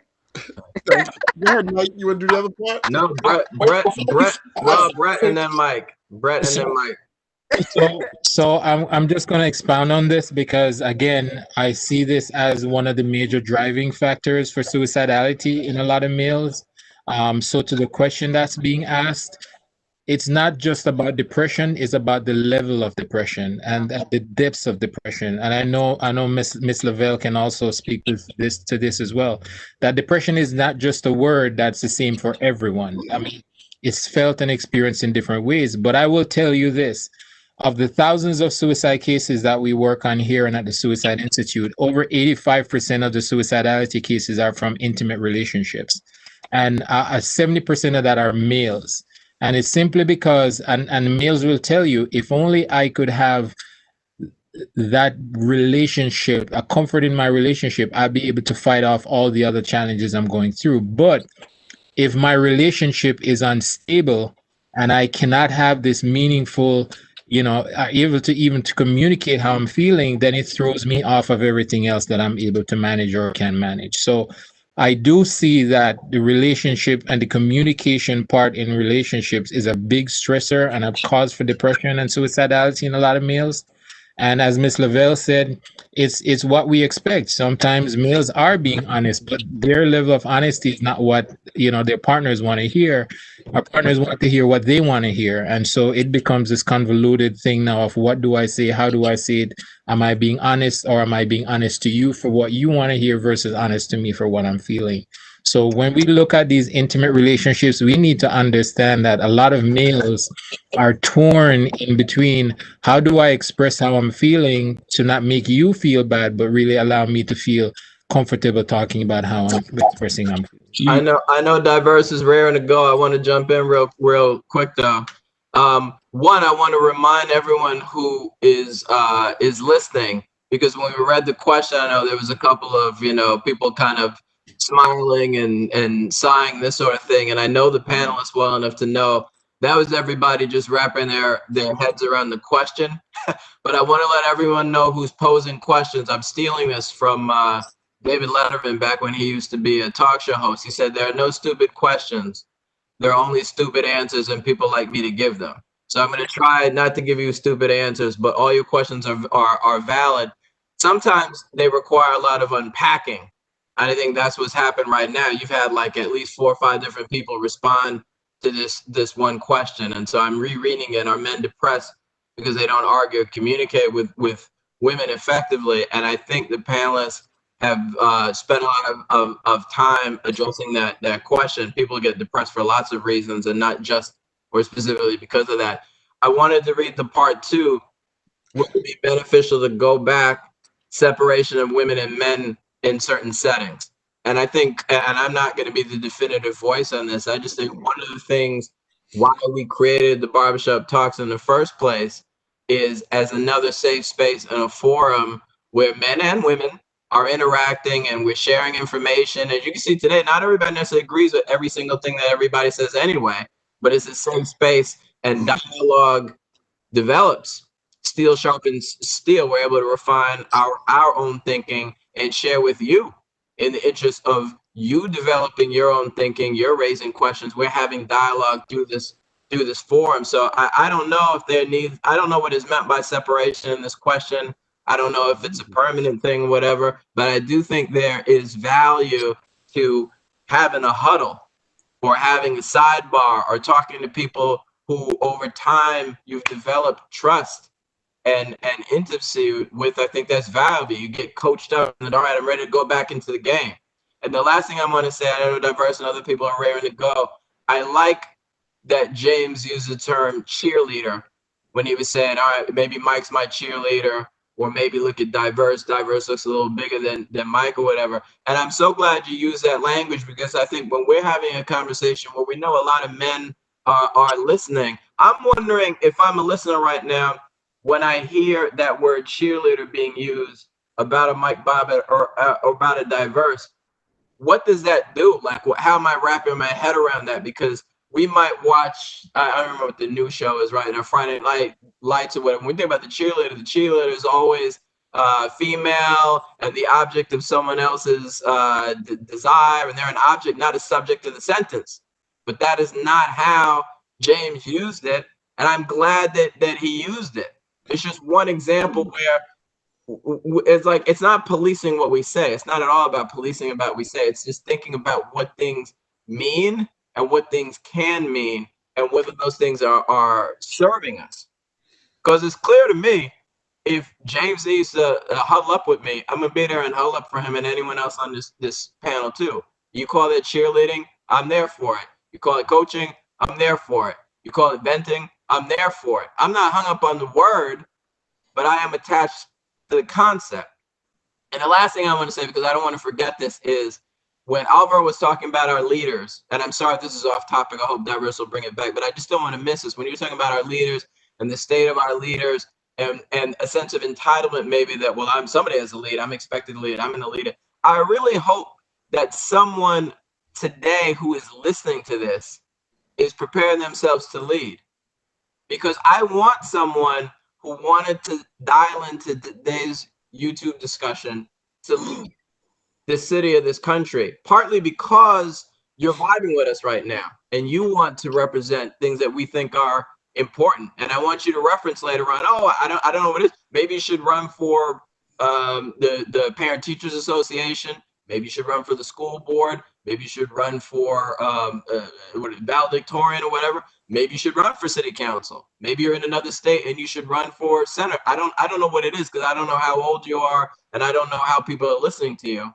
But let this be a prompt for you. Think about what Alvaro and all of us are saying. The whole, we're the ones we are waiting for. We're probably waiting for you in your leadership right now. All right, so let me start with the thing about the should men and women be separate in separate spaces. I don't think that. I think that there should just be rules in different spaces. So the purpose of the barbershop, the science behind it is that it's masculine male rules, right? So you're not allowed to be sensitive in the barbershop, right? Guys can snap on you. The whole barbershop can make fun of you the whole time you're at the barbershop, and you don't have, the rule is you can't cry about it. So it's just a certain type of dialogue that takes place there. I believe that men should be able to sit in women's settings and listen to the dialogue before they chime in, and vice versa when it comes to women being in that male setting, so that she can kind of understand how guys work. It's just a matter of teaching. Now, going back to the piece about the communication and depression piece, I feel like why I was so excited to speak on it was because I feel like we can't forget the piece about the George Floyd piece, right? What I think, we talk about COVID, but this year a few things happened, right? This was a turning point for a few different things. And I think what George Floyd's situation did, because it wasn't just George Floyd, it was just an exacerbation of the devaluing not only of Black bodies, but especially Black male bodies. And I think that the George Floyd situation, how it was such a public execution, just demonstrated that Black men, no matter how big you are, strong you are, just devalued. So when you take that, you take the COVID situation, and then you take a man not being able to feel that he's fulfilling his role, right? Because he's not working, he can't get a job, or things are slow, or whatever. The relationship pressures are going to mount anyway. But when a man feels like he can't fulfill his role and he's not playing his role for his family, that has a giant weight on it. So I just didn't want to move from that conversation without understanding that there's so many things that apply pressure, where a person is placing pressure on themselves. And then when we talk about the relational piece, the only thing, no matter how poor you are, and this is something I've learned in my experience as a service provider, it doesn't matter what level of economy you fall in, the one thing you guaranteed to be able to do is find somebody. I don't care how poor you are, there's somebody for you. And when those things when you start breaking down in the dynamic of the relational dynamic as a man, and you have nothing left but that relationship because you don't have much else, then I can understand where Brett is coming from, when men see piece where they feel like, dag, if I just had this person on my side, like that cheerleader, right? For most men, especially if you hyper masculine, your only cheerleader is your girl. Your girl is the only person you let see your stuff. You know what I'm saying? She's the only person you let see your weaknesses. She's the only one who knows that your back be hurting. She's the only one who knows that you don't really know how to read that well, so she reads your paperwork for you. These are all the things. So when those things aren't working and those ain't clicking, and you don't have your number one cheerleader when all else fails, I can see why it creates that huge sense of depression. But and then going back to those spaces, right? Should men and women be in separate spaces? No. Just different rules for different spaces. And if we all abide by the rules of those spaces, we can learn a lot by being observant. Well, they were talking about the spaces. I see somebody wrote in there about spaces. We're talking more about, I guess, in school. I see that in the chat. I think that's what they were talking about, separating boys and girls at a younger age, maybe to help them get their identity together first before they come together in a unit. I'm not sure, but maybe that's it. I don't know if that teaches. I feel comfortable giving an answer on that, and a quick one, actually. I say no. We shouldn't separate at early stages of development, because we exist in the world together and in relation to each other. And so the socialization that happens at early stages of development, and the actual development, physical, cognitive, and all that is happening, it is helpful that it is in relation to each other, all kinds of different other children at that time. If we socialize and develop without that relational piece to it, there literally are going to be skills that we are not going to have. So I think, no, we shouldn't separate that, because different children are learning from each other. So that's it. There's a whole lot more that can be talked about there, but that's the short answer. We live in relation to each other. That's how we exist in the world. So why separate that? Yeah, no, I'm in agreement with you on that point. I see. I'm looking at time, and I see that there are a couple of other questions raised. One asks about how Thrive NYC is doing, which I think is a great question. I think the fact that Jerry had to jump off, maybe we'll ask that whoever posed that question, please log on to the next session, and let's start earlier and spend some more time on NYC Thrive. I don't know if any of the other panelists want to weigh in on how NYC Thrive is updating workshops and keeping the community moving forward. If the comfortable addressing it, great. If not, we're gonna give Jerry a month to prepare and answer that question. And spend more time on it. So I leave it to the panel, or I'm gonna pose the next question if not. The next question was about fatherless homes versus father absent homes, and whether there is a difference, and do both terms affect growth and development. So who wants to address that question? Well, I know that if you have a father in the home, but he's emotionally engaged, the development as much as when the father is absent. And you still can make, all the conversation about should you separation in the early stages of development. When a man's present in his son or daughter's life, especially for his daughter, for 13 years, first 13 years, they'll more than likely have better outcomes. Involvement doesn't mean you have to reside in the same home. Involvement means that you're connected. And one of the things I think that is happening with COVID has been the downfall of public schools being prepared to engage both parents, mothers and fathers. They're not learning well, but when a father's involved in his child's education, he or she's going to excel. And you could do that from a distance. You don't have to be physically connected. It's what you're doing, you spend your time.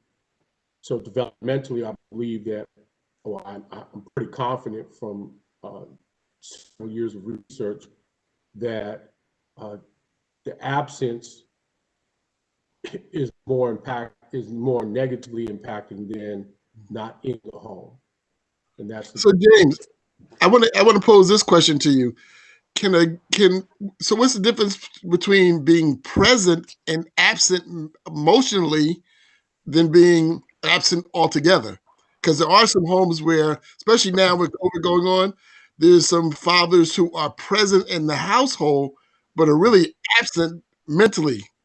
I'm gonna give you two quick analogies from two different perspectives. One is Scottsdale, Arizona is very affluent, if you didn't know that. And a doctor and a lawyer had two children, back-to-back autistic. Very rare that happens. The husband, started being married to his law practice and disengaged from his children, which led to negative outcomes developmentally. Because you could be on the spectrum, but it's where you're at. And I think it was because he felt like he was failing as a man, and he didn't go and get help to understand that, hey, you know what, that's just genetics, and your child is special the way that your child was created and awesome. On another level, a young boy, his father was a firefighter and lived in the home, but never would say a simple word called love. Never used that word to his son. And his son started having all kinds of negative outcomes, including getting picked up by law enforcement. And the father said he should have known that I loved him because I'm giving him a roof over the head. All that boy wanted was that emotional bond. And so that's what I mean about absence, fatherlessness, and I guess presence. If you're physically present, doesn't mean you're present. It does not mean that you're connected. You are basically an environment of fatherlessness, just like that attorney married to his practice, just like that firefighter who just didn't have time for his son on that emotional level. They both physically were in the home. They both had money, both men of color, and both, as far as I'm concerned, were letting down their responsibility as a father. Those are the different levels. But that's a good point that you pulled up, Scott, because all of us have a mother or a father. Unless you were somehow created by some miracle that I didn't know, you're Dolly the lamb. But you all can reflect upon what was the level of your relationship with your father and how did it change over life, or your mother, because there's a lot of kids right now that their mothers are walking away. One day you're going to have a DYCD beauty shop talk, because all these children are coming out with negative impacts. And one of them is suicide ideation. So, because their mom's not involved.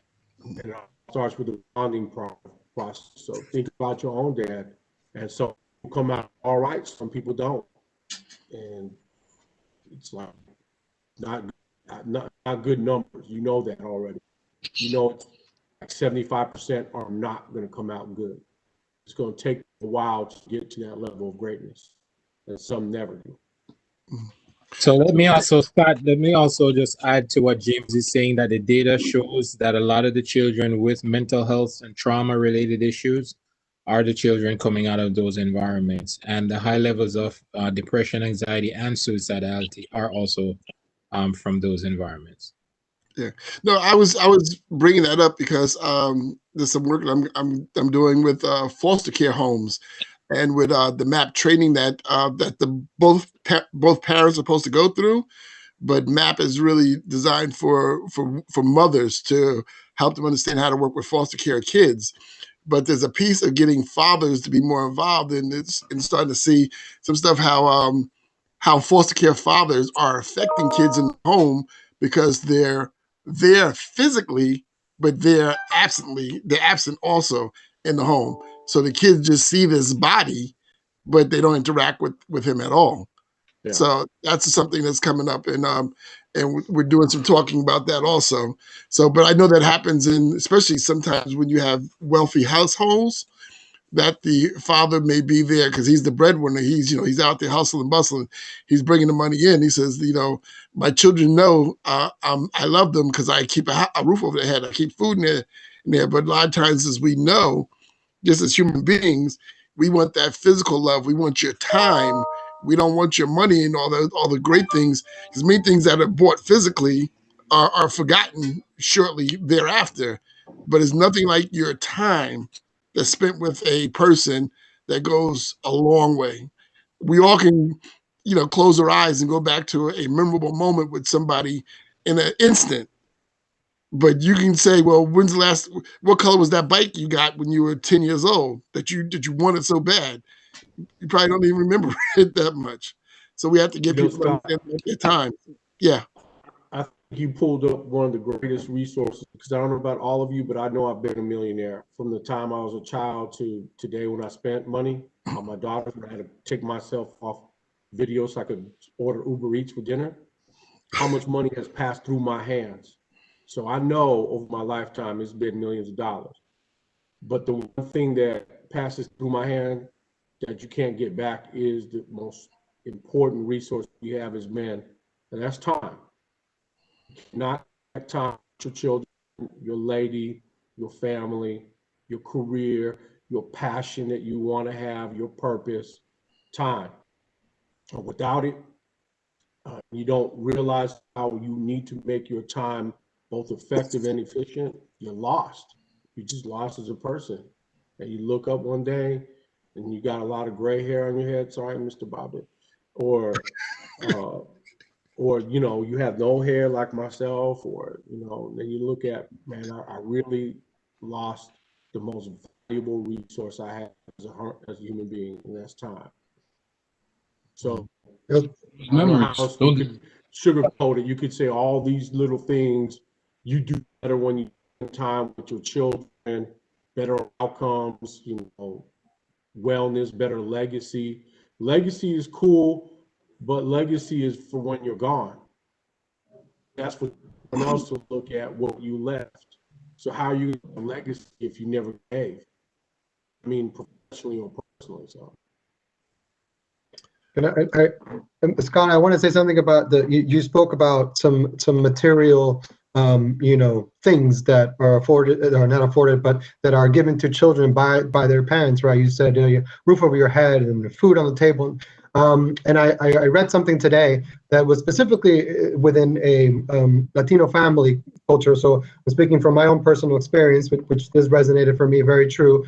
And I don't know how it resonates for others, but it was talking about that, and it was saying that the harm that parents can cause when they use the examples of I provided a roof over your head and food on the table as like a gesture of love. And so it really makes a distinction. It says those are part of a set of responsibilities that a parent has to their child and children.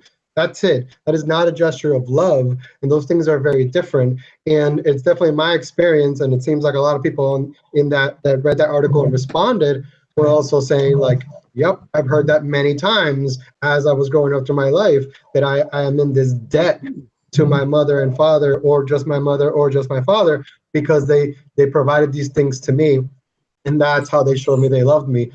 But it doesn't sit well. I'm like, wait, I don't feel loved, or I never felt love. And like you were saying, Dr. Rodriguez, like, that word maybe never came up, right? And so anyway, that distinction was really helpful for me, because that is a very important one. Those are responsibilities, not a gesture of love.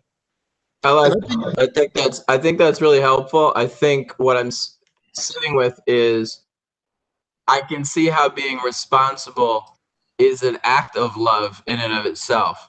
But what I was thinking about before you said that is different people have different love languages.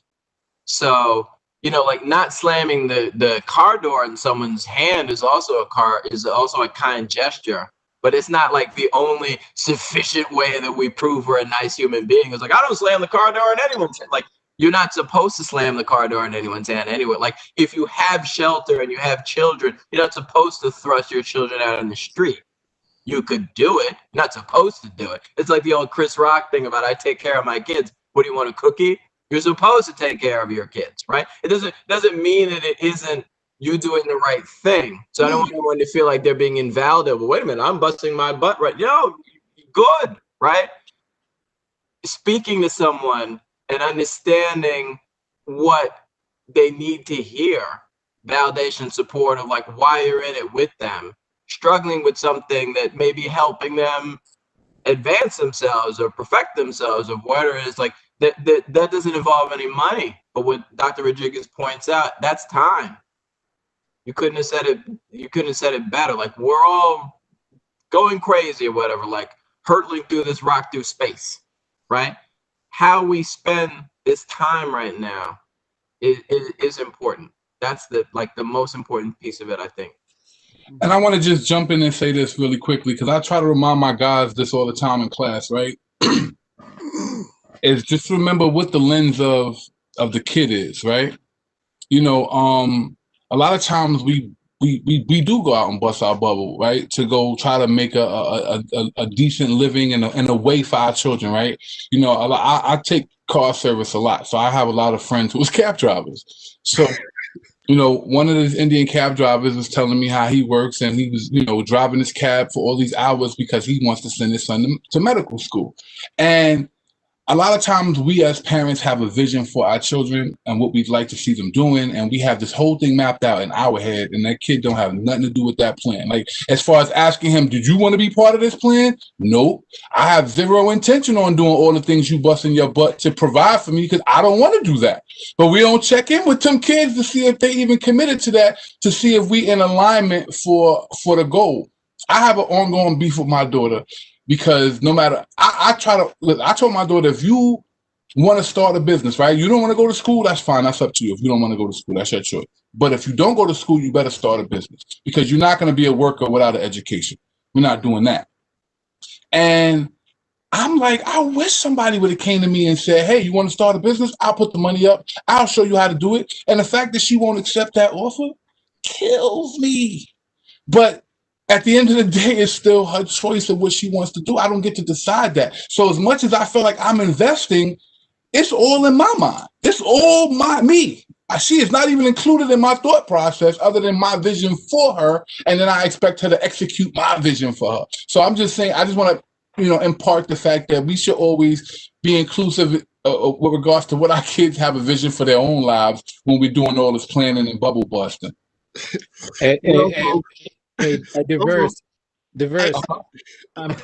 Dyverse, I'm glad you said that piece, and I just want to say this. A lot of our kids stress over that, right? They really stress over that piece, because many of them say, and this is the one thing I hear 90% of the time, I'm living my parents' dream. I'm living my parents' life, not my life. So when you think about that and how many of our kids are trying to kill themselves to live for what we as parents want them to be rather than what they want to be, and why many of them are so stressed out or even depressed or angry. It comes down to a lot of just that, us not trying to help them live the life they want, but letting them live the life we want through them.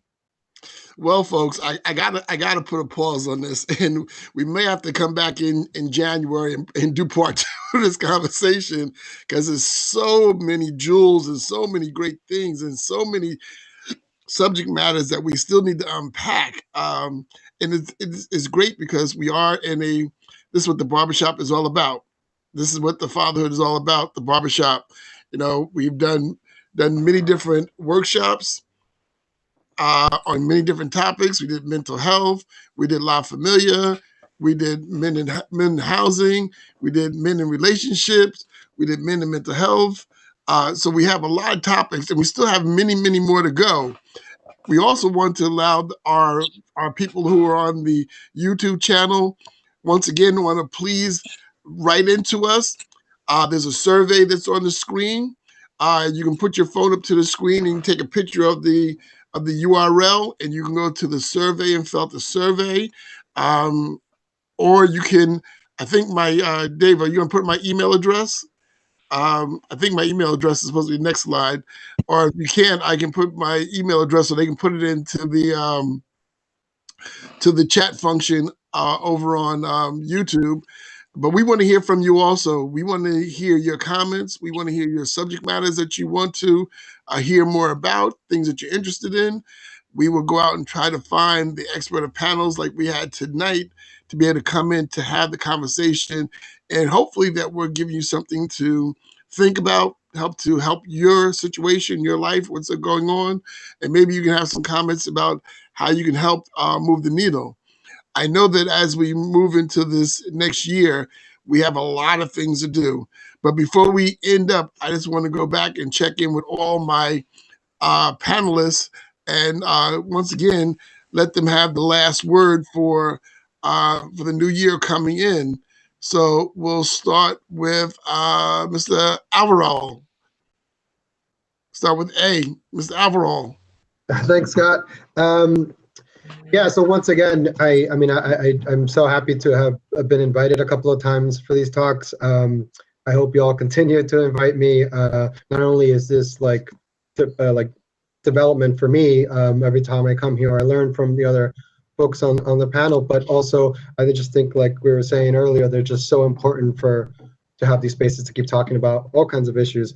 And the other thing I was going to say was that oh geez, I lost my train of thought. But essentially that I think that I've done that this year with my family. I created spaces that we never have had to talk about things that we've never talked about, and I'm starting to really experience the challenges about doing that and speaking about tough things with your loved ones, but also the advantages and the rewards in having those conversations. So I just encourage everyone to stay curious, as Dyverse said, right? Stay humble. I think, Mike, you mentioned about 2 eyes, 2 ears, take in as much as you can, and then use our mouths in courageous ways to start conversations that are difficult. Great. Is Dr. Lavelle still on? I think she dropped off. I was looking for her feedback too. Yeah, so we have to get Dr. Lavelle back on. So Dyverse, since you're up, go ahead. You last words. I guess, okay, the year in review, year wrap. I just want to say thank you for inviting me. I appreciate being on. I appreciate having a forum to voice some of these thoughts. And not always be in the environment where I'm teaching class, where, it doesn't always come back to me, like being amongst colleagues and peers and PhDs and getting this sounding board and the feedback in this space really is beneficial to me, to not only to edify myself and build my own capacity, but to bring that back to the guys when I have those conversations and dialogue. And I just want to, send a message to the men out there to stay strong, to stay focused, and to understand that, forward march. Don't confuse yourself with worrying about too many things. Just always know to move forward. You always know to want things to get better. And for our women, I would say, give these men a break in the sense of understanding, right? As much as we are socialized as men to have a certain attitude and energy, women are socialized to see us that same way. And it's not always their fault if they have expectations of men. They're taught to have these expectations as well. So let's just try to be real people sometimes and kind of shift out of our roles sometimes and just veg out and be yourself and not have to always be in a role. That's my advice to the people out there, for men and women, like to not always be stuck in a role, because a role comes with a responsibility, but just to be able to be sometimes, and for us to accept each other, allowing ourselves to just be. Okay, our brother Scudder.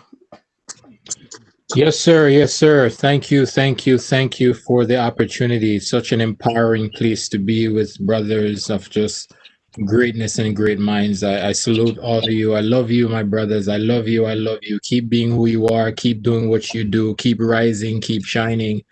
My thing is 2020 taught me one thing, and it empowered me and emboldened me in more of being true to who I am, regardless of anybody else defining me or validating me. I'm just being true to who I am, staying true to myself, staying grounded in who I am and what I want for myself, and understanding that that's my truth. I don't expect you to accept me for that. I don't need you to validate me for that. But I stay true to myself because I know what my experiences are and how those experiences play out.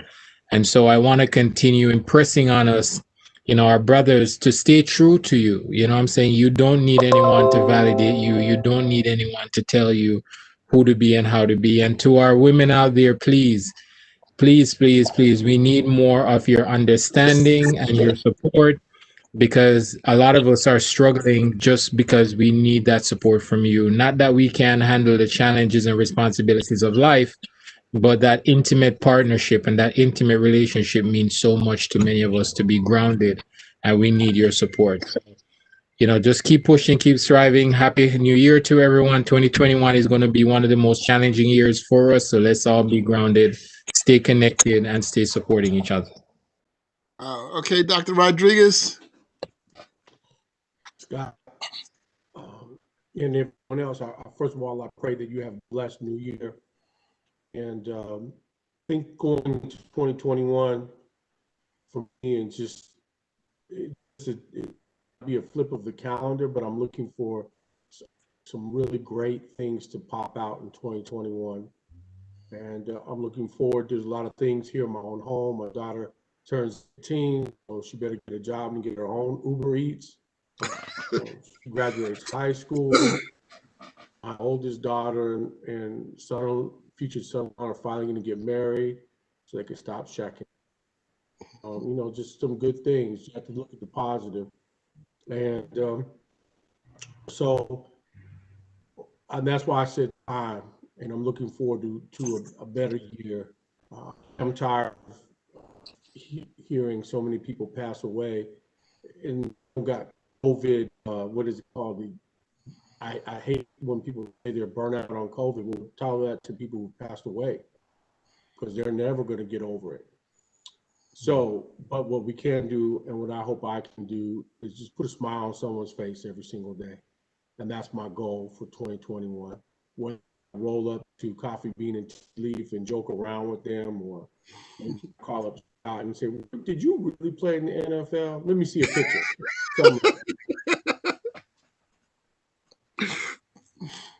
Thanks, Dr. Rodriguez. I love you from the bottom of my heart and to the top of your head. There you go. So Mike, it's been an interesting year. Would you say the least? And I don't even think we even thought this would be as powerful as this. We can't even keep it to 2 hours now. I thought it would be every bit as powerful as it was. I wasn't always sure if we were going to be able to sustain it, but we have, and it's grown. And there's a lot of reasonable reasons why it's grown. You know, I mean, our guests, our colleagues, our friends here today, they know how important it is that we enter into conversation, we stay in conversation with other men. We started this initially because, well, look, we're supposed to quarantine anyway. People are supposed to be at home. Let's give them something interesting to listen to and interesting to think about while they're home. I don't think when we started this, we knew we'd be quarantining as long as we have been. But it is what it is. You know what I mean? And frankly, as eager as I am and others are to move past this and move past this pandemic, now that we've shown there's a reason to sustain these conversations, and now we've proved to some of the powers to be, you know, leave us alone and actually support us so we can continue to have these conversations. I see no reason to stop having these conversations. So, you know, I'm telling on myself, but it's really no secret. When we have the internal planning meetings, I'm like, keep going, keep going, keep going. Let me worry about that. Just keep going, keep going. So that's what I want for 2021. Is let's continue to invite, you know, interesting men and women of all races and backgrounds to come and get into these discussions. And please, whoever is listening today, answer that survey so we know which questions and which topics and subtopics or whatever we should cover, and make sure that we give enough airtime. You're right. We could do a part 2 with these gentlemen and with Dr. Lavelle and a couple of folks that we asked to come back to that weren't able to come back today. I'm sure they're going to want to come back in 2021. Last thing I want to say is that, you know, in my household, we try to honor and pay attention to the principles of Kwanzaa. So happy Kwanzaa to everyone. Today is day 4 of Kwanzaa, Ujamaa, cooperative economics. And that's not a clean threat to some of the stuff that we've discussed, but we have talked a lot about ways to invest. So in that spirit, I would say, roll on your neighbor or somebody that lives upstairs, or your friend, or get in touch with somebody who you used to be cool with and you never really had a falling out. Just for some reason you haven't been in touch, and see if you can start building a bridge, because they don't all have to be PhD issue experts in our camp. If they're good people, steel can still sharpen steel, and we can support ourselves for whatever it is that we need to do in 2021. I've been trying to do that in my own life too. So I've been reaching out. Actually, I have a couple of people from my old high school who may be listening. I said, you should log on, see what we're about. And we're trying to figure out some ways to use these old friendships and restore them in ways that strengthen each other. So I invite everyone, you know, the holidays are a good time for introspection anyway, to look and do that and kind of continue to build out your team. And I look forward to our getting together in the new year. Scott, why don't you close us out, take us home. So I want to once again thank all the panelists. I love you all. I appreciate you all taking the time out on your Tuesday evening to be part of this barbershop talk. I want to give a big thanks to Jermaine, who's behind the scenes doing a lot of work, and we really appreciate James. And we also, not James, I'm sorry. I also want to Jermaine and David. Jermaine and David, who are behind the scenes doing a lot of the work and keeping this thing going. The other thing that I just want to say to everyone is, once again, if you have a topic or you think that you are somebody who has something to say, make sure, and David, I don't know if you can put the survey up one more time, that you can get the information to us so that we can be in contact. We can be intentional about what we're doing and what we're trying to get out and having these conversations. And I just want to wish everyone a happy and safe new year coming up. Please mask up. If you're going out, stay safe distance away from me, everybody. Make sure you love and hug and kiss your loved ones, because you know there's many of them did not make it through this year. I know my church, we're having a service for the at the end of the year. And everyone is sending me all the names of the people who we have lost this year. And it's getting overwhelming remembering how many people we lost within these last 12 months and didn't really realize it until I started getting a list and the photos and the people that we lost. But once again, everybody stay safe. We'll see you next year in 2021. All right. Goodbye. Have a good night. Thank you.